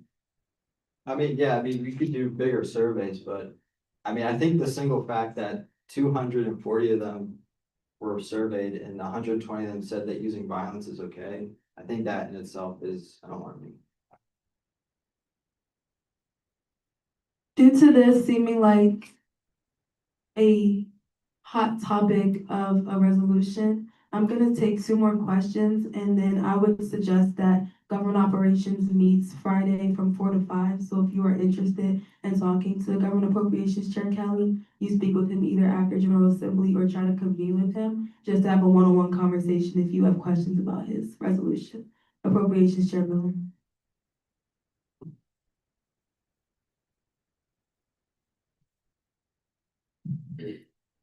So I know you mentioned that there were, lawmakers and, freedom of speech law, experts that worked with fire. To your knowledge, are there statisticians that work there as well in order to validate these surveys? Yeah, I'm pretty sure they do. Thank you. Senator Hastings.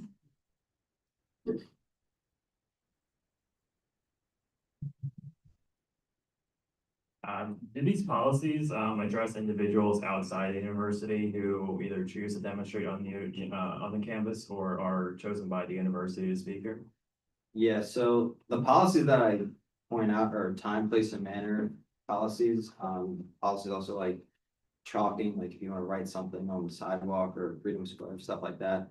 It also does deal with like student organizations outside who want to come on campus as well. All right, thank you, Government Operations Chair Kelly. Are there any motions on the floor?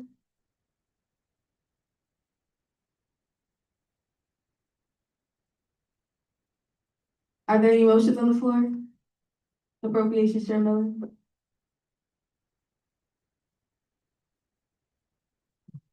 Motion to acquire Senate Resolution 23. Are there any seconds? I say. Thank you, Senator Williams.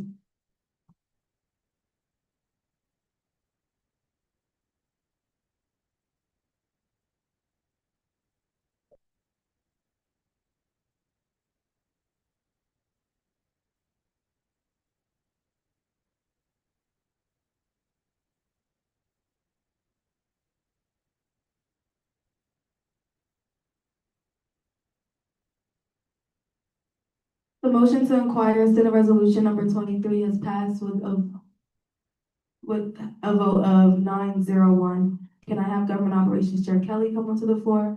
And since I am one of the co-sponsors, may Appropriations Chair Miller come take my place, please.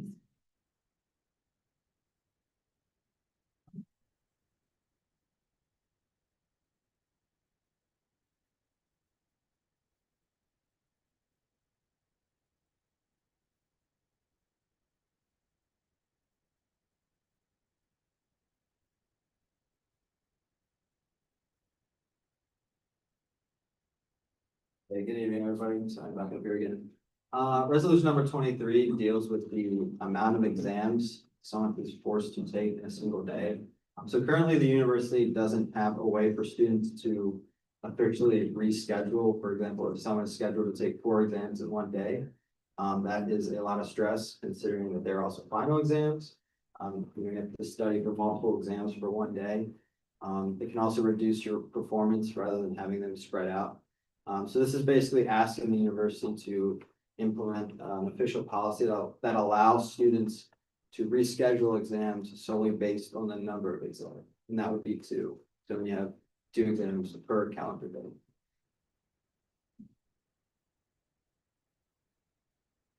In one of my classes last semester, I did have a friend who asked the professor if she would be able to bump one of her exams, considering that she was taking 4 that day. And her professor's immediate response was no, without any like proper communication and explanation after that. And I just feel as though as student leaders, as people with multiple responsibilities, I feel like as though professors are not always understanding that students have a life outside of the classroom and that academics, while it should be made priority, we're paying our tuition dollars to get our degree. At the end of the day, there are also people on campus with accessibility accommodations that are always not heard or seen. In addition, we have a larger portion here of students on campus that are mothers and fathers who have kids that have to bring them to the child daycare center up by Secure Arenas. So I just feel as though this policy would greatly help and benefit students to kind of increase their schedule abilities and not to conflict so that they can have the opportunity to get the best grades possible and to get the amount of studying that they do. Thank you, Governor. Thank you, Government Operations Chair Kelly and President Pro Tempore Tasker. Are there any technical non-debatable questions?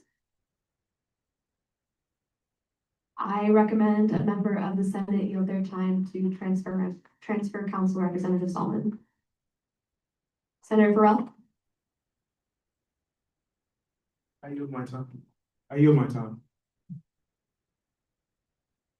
To transfer council representative.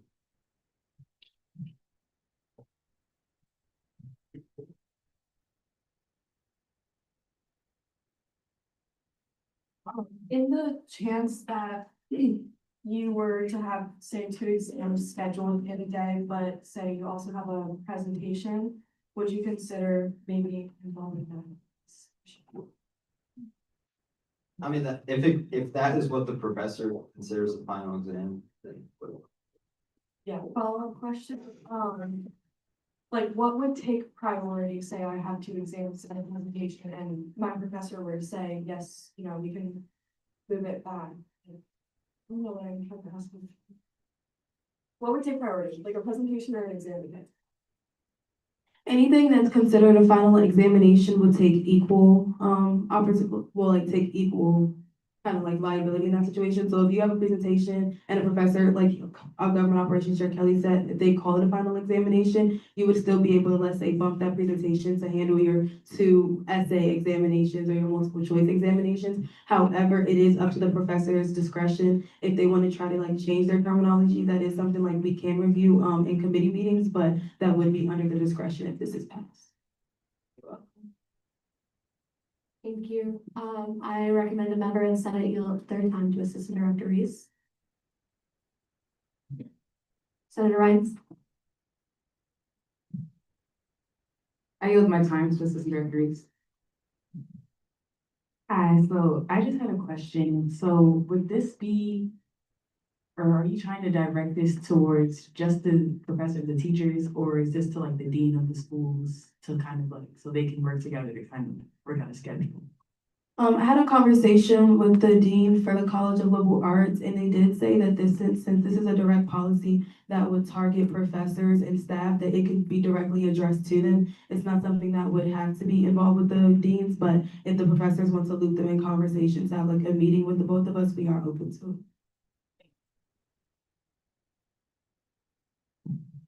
Okay, any other questions? I recommend a member of the Senate yield their time to Assistant Director Enjoya. Senator Kay Williams.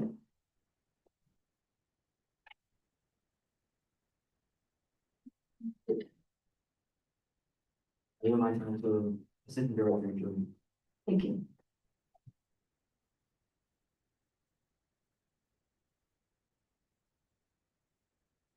Hi, would you consider this to be more of a, I can't think of another word, but behavioral issue amongst professors rather than like an actual systematic issue? Like in the case of you wanting to have your 3rd exam moved over, would you, think that this is more of a social issue rather than the actual like you know. In my viewpoint, I see it more as a systemic institutional issue than a behavioral issue. I wouldn't classify professors having a behavioral issue with the examination policy that we currently have, which is why it's more so targeting systemic changes, just so that it can be applied to all syllabuses and that students can have concrete actions in place so that they're not having to go to their advisor and the college dean, that is just set in place and that there's equal fairness for all students. Thank you. Okay, any other questions? Okay, thank you, President Pro Tem Tasker and Government Operations Director Kelly.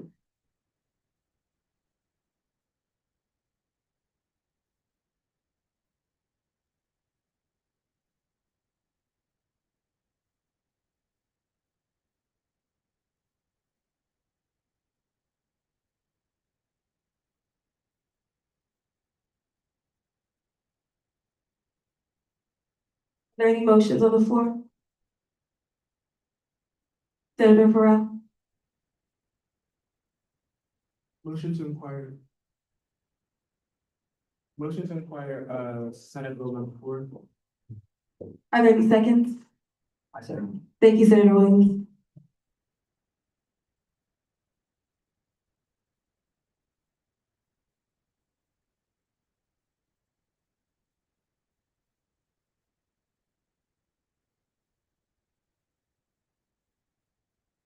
The motion to inquire Senate Bill 4 has passed with a vote of 10-0. May Appropriations Chair Miller please present your bill to the floor.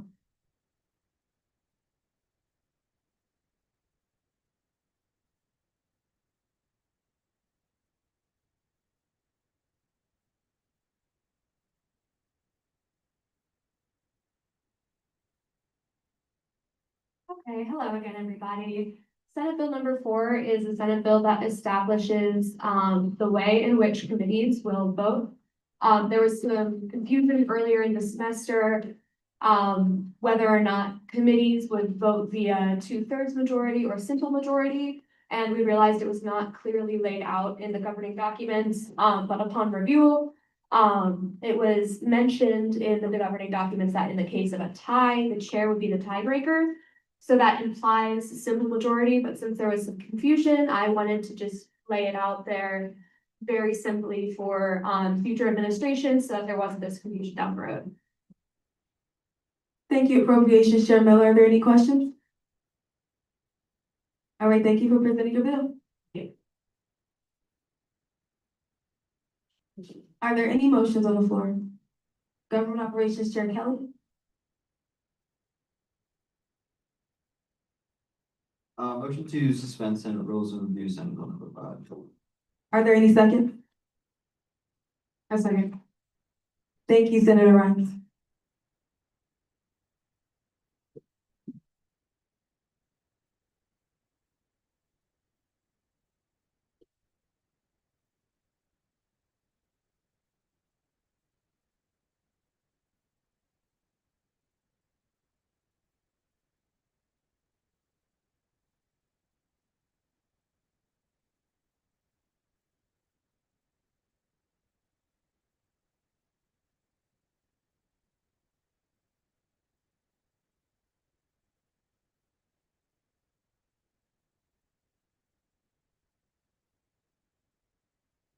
The motion to suspend Senate rules for Senate Bill number 4 has passed with the vote of. Number 5 has passed with the vote of 9-0-0. Are there any motions on the floor? Appropriations Chair Miller.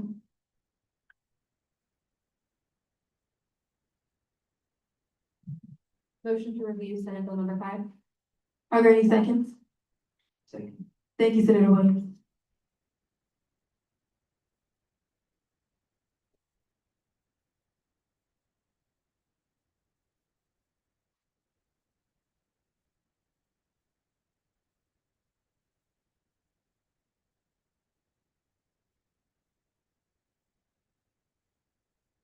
The motion to review Senate Bill number 5 has passed with a vote of 9-0-0.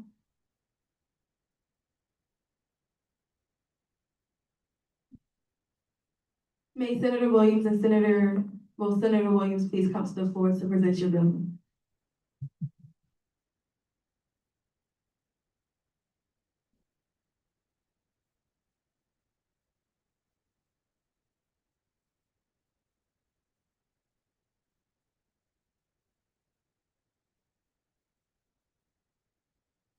All right, good evening, everybody. Happy Tiger Tuesday.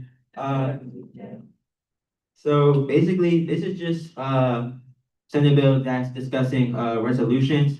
So if you don't already know, resolutions are two things right now.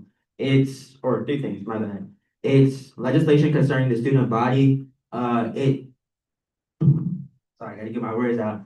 It it states where SGA stands on like current legislation, but it also deals with confirmations. So all this bill is doing is just separating that point right there where it deals with confirmations. Basically, the whole reason that I'm doing this bill is to kind of deal with organizational skills. Vice President Brayton brought to my attention within organization that he wants to kind of separate the two so that he knows what legislation is dealing with the student body versus just confirmations, especially because they are voted on kind of differently. With confirmations, we just vote on them the same day. With legislation dealing with the student body, we take like 2 weeks. We have to do first reading, we have to do second reading. So this is just organizational stuff, just to separate the two. And that's pretty much it.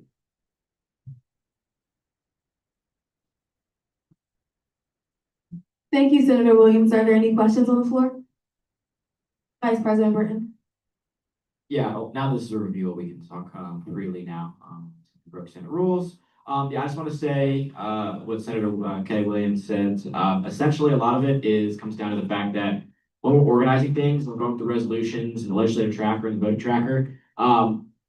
Confirmations being mixed up with actual resolutions sometimes can flood the resolutions section, and it's just confirmation, confirmation, confirmation. And it gets mixed in with actual, pieces of legislation that are intended to change things. And I just believe it's for the better of, like you said, our organization, for our record keeping, if we were to separate the two. Are there any other questions or comments? Appropriations Chair Miller? Is there language anywhere that would specify that confirmation resolutions would be voted upon on the first reading? Because I feel like that is a special feature of confirmation resolutions that other legislation that is presented to the floor does not have. Or is that something you'd be open to adding? It would most likely have to be added later on because there isn't specific language dealing with the voting confirmation resolutions. Are there any other questions? All right, thank you, Senator Williams.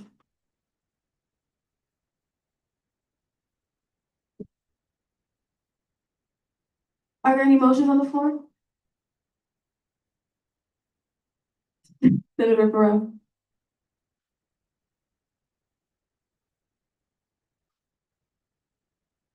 Call the question, Senate Bill 5. Are there any seconds? Thank you. We will now be moving into a call to question on Senate Bill number 5.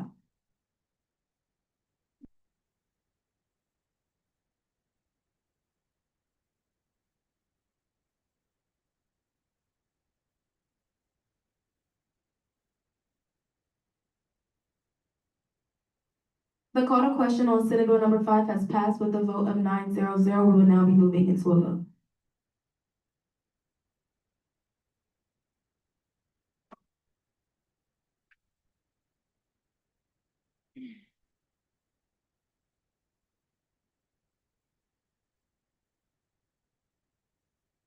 Senate Bill number 5 has passed with a vote of 900. Congratulations, Senator Williams.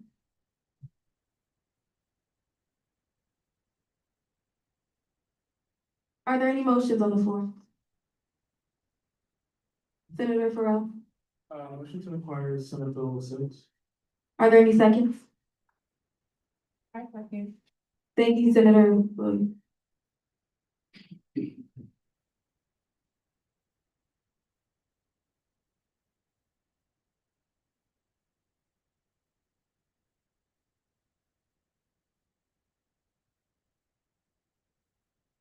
The motion to inquire Senate Bill number 6 has passed with a vote of 900. May Senator Farrell please come present your bill to the floor.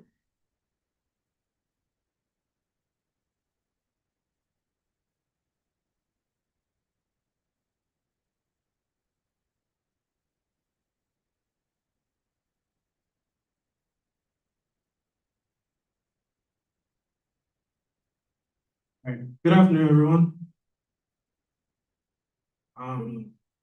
Basically what this bill does is add an off-campus commuter representative.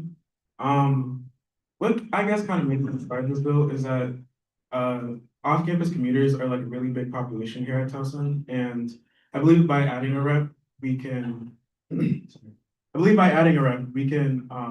better serve those students and, understand their concerns.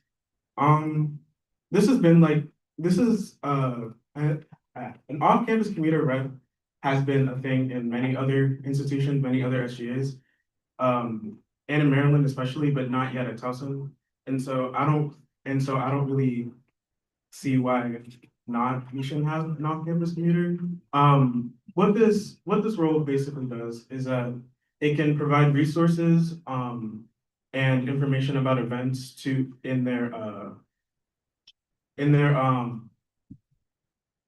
reports, and also advocate for commuters within SGA as well, with the Senate and with the executive branch. And yeah.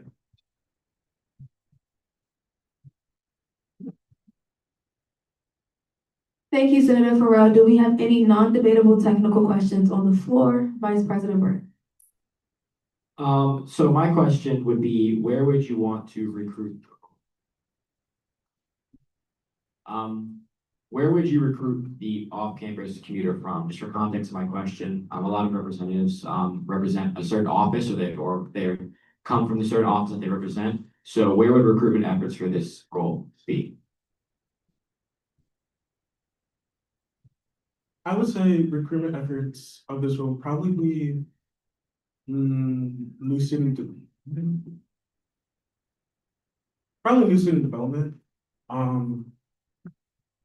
Yeah, probably new student development. Are there any other questions? Appropriations Chair Miller? Are there any other questions? All right, thank you, Senator Farrell.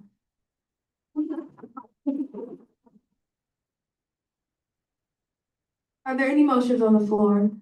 Senator Ryan?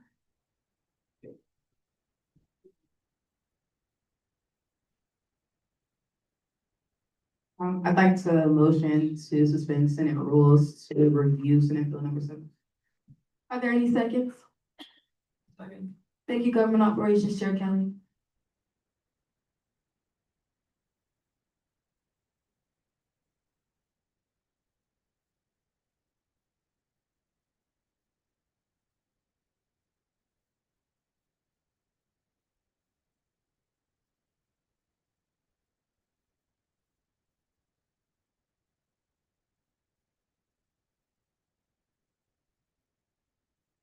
And with that, the motion to suspend Senate rules on Senate Bill number 7 has passed with a vote of 8-1-0. We are now in review, so Senator Rhines, you may go present your bill.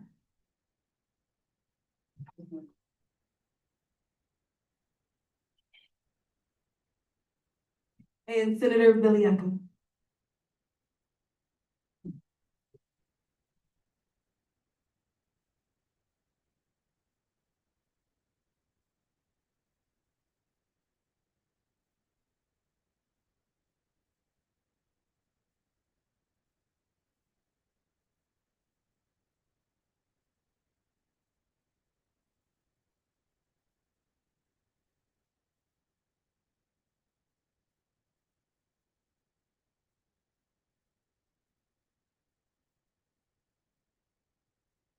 Hi, everyone. We'll try to be brief. Point of order. Did y'all vote to review? Yeah, maybe they suspend Senate. Did suspend and vote to review? It was suspend Senate rules to review Senate Bill number 7. So you have to vote to suspend, Yeah, and then, and then you have to vote to review. okay.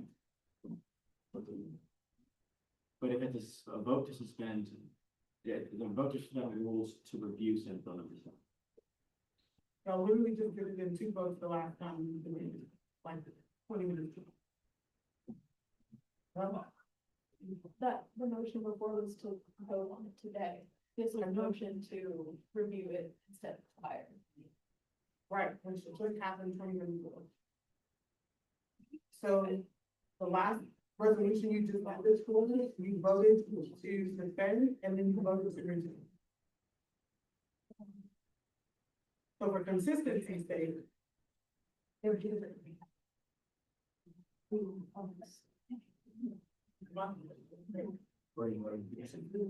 there any motions on the floor? Senator Farrell?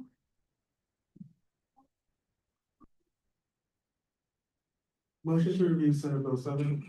Are there any seconds? Thank you, Senator Williams.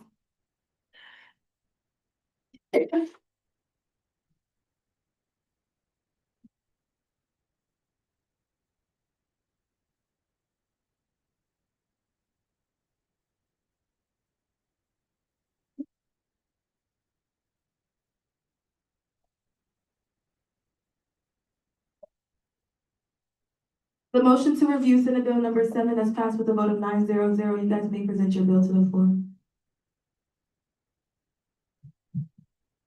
Good morning, good evening, everyone.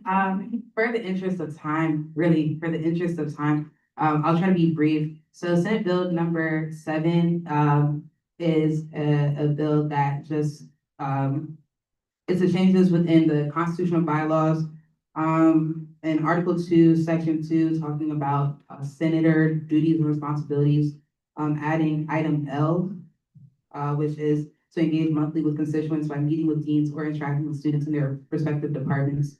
The purpose of this bill is to do what all senators were hired to do, which is represent a body of people, because we're not the SGA of all of us that are on the nameplates, but we're the SGA of the student body. And so we should be representing the student body, not personal opinions, beliefs, or anything. Obviously that helps, but if you're not engaging with your constituents, if you don't know what the student body wants, then how can we be assured that what we're doing, the work that we're doing in here, is what they really want? And the best way to do that is by the process that have already been put in place, which is what you were hired to represent, and by representing those people adequately.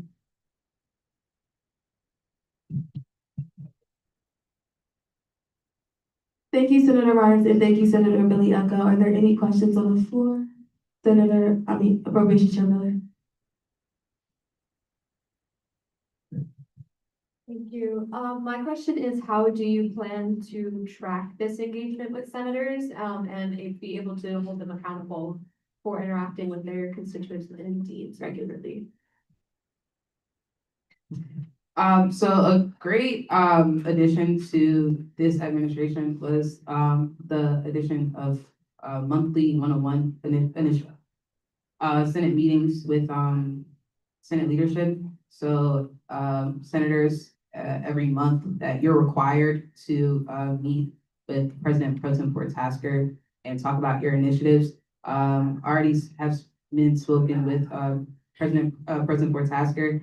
In these initiatives, you will just also talk about what you did monthly, and when you did it, add it to your weekly report too.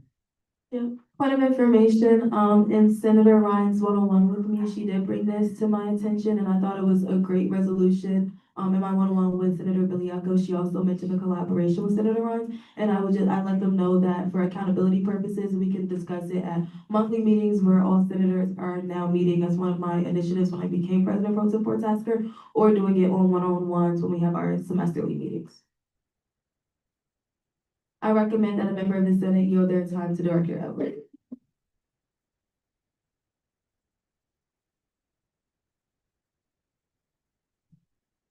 Senator Farrell. I'd like to yield my time to Director Everett. Hi, my question is just, sometimes there's more than one representative for a college, so would they be, well, I have two questions. So one, would they be required to meet like together, like as a group? Or would it be an individual, like each senator?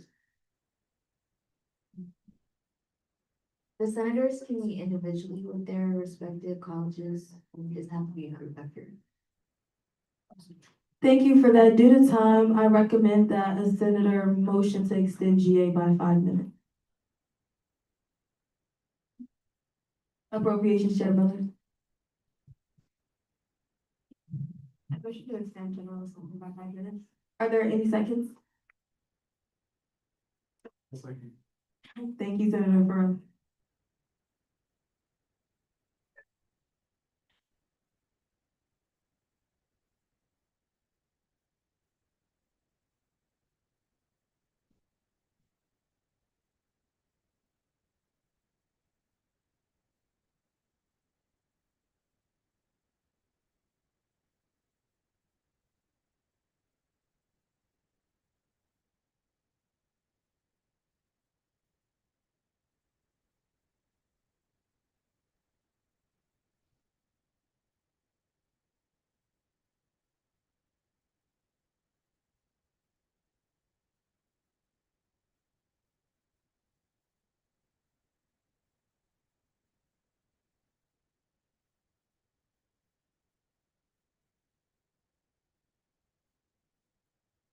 The motion to extend GA by 5 minutes has passed with a vote of 701. You guys may, are there any other questions on the floor? Senator Farrell. To kind of add on to, Director Edwards' point, would it be possible for senators to collaborate for this meeting, or would it be, or do you believe it would be better if it would just be individual? That's up to your discretion. If you want it to be a group effort, yeah, you would go individual, it's fine too. Vice President Brennan. Yeah, so that kind of was my question, as well, because I know that if they all have to meet individually, that could be a lot of responsibility on the deans themselves. But, upon reading it, I did notice a crucial, part of this bill said or. So students can collaborate or, this might have been thought, students can collaborate or meet with deans, but I like the fact that it says they meet with deans or students, so that we're not overloading the deans. That's just something that I found good about this bill. All right, due to time constraint, that will be the end of questions. Thank you so much, Senator Rhines and Senator Villaiaco. Thank you.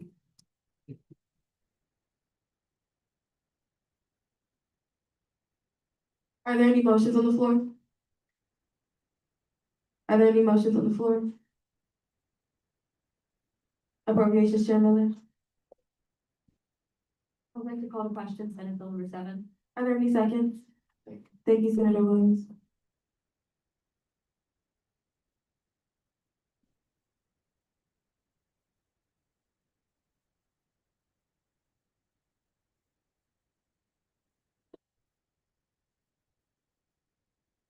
The call to question for Senate Bill number 7 has passed with a vote of 900. We will now be moving into a formal vote.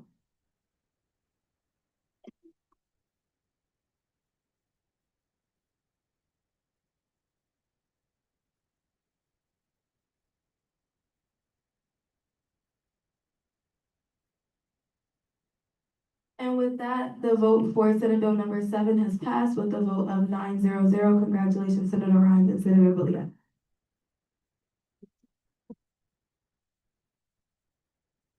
Are there any announcements? Vice President Brennan. Oh, sorry to take more of your time, guys. So one thing we forgot early in General Assembly is Member of the Week. So can I get a drum roll, please? This member of SGA is a new member of SGA. This is their first semester serving on the legislative branch. There's a little hint there for you guys. This person just has a great work ethic. You see them in the office all the time. They come in and it's like, wow, they're bringing a great vibe around. They're doing a lot of good legislative work. They're working collaboratively with a lot of people. They're showing up to a lot of events and they're putting themselves out there and they're doing what we need them to do, exactly what they do. So without further ado, this week's member of the week is Senator Farrell. Please go meet with the Director of Campus Relations following General Assembly to complete your member of the week duties. With that, you. All right, quick announcement for the Senate. Our monthly meeting for October will be October 17th from 5 to 6 p.m. directly after government operations. We have checked all of you guys' schedules. We know you are available, so we cannot wait to see you there. And are there any motions on the floor? I know y'all want to adjourn, so are there any motions? Senator Farrell. Motion to adjourn. Are there any seconds? Second. Thank you.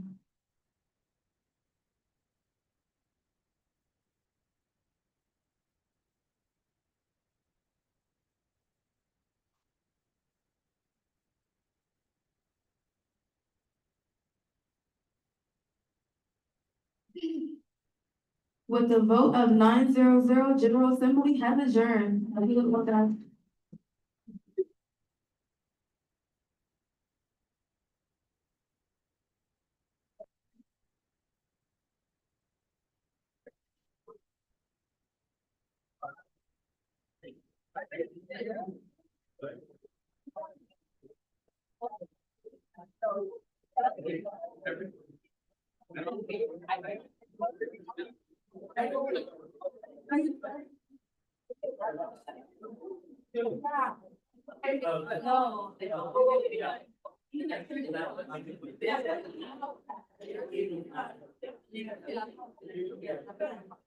I was like, I know, go.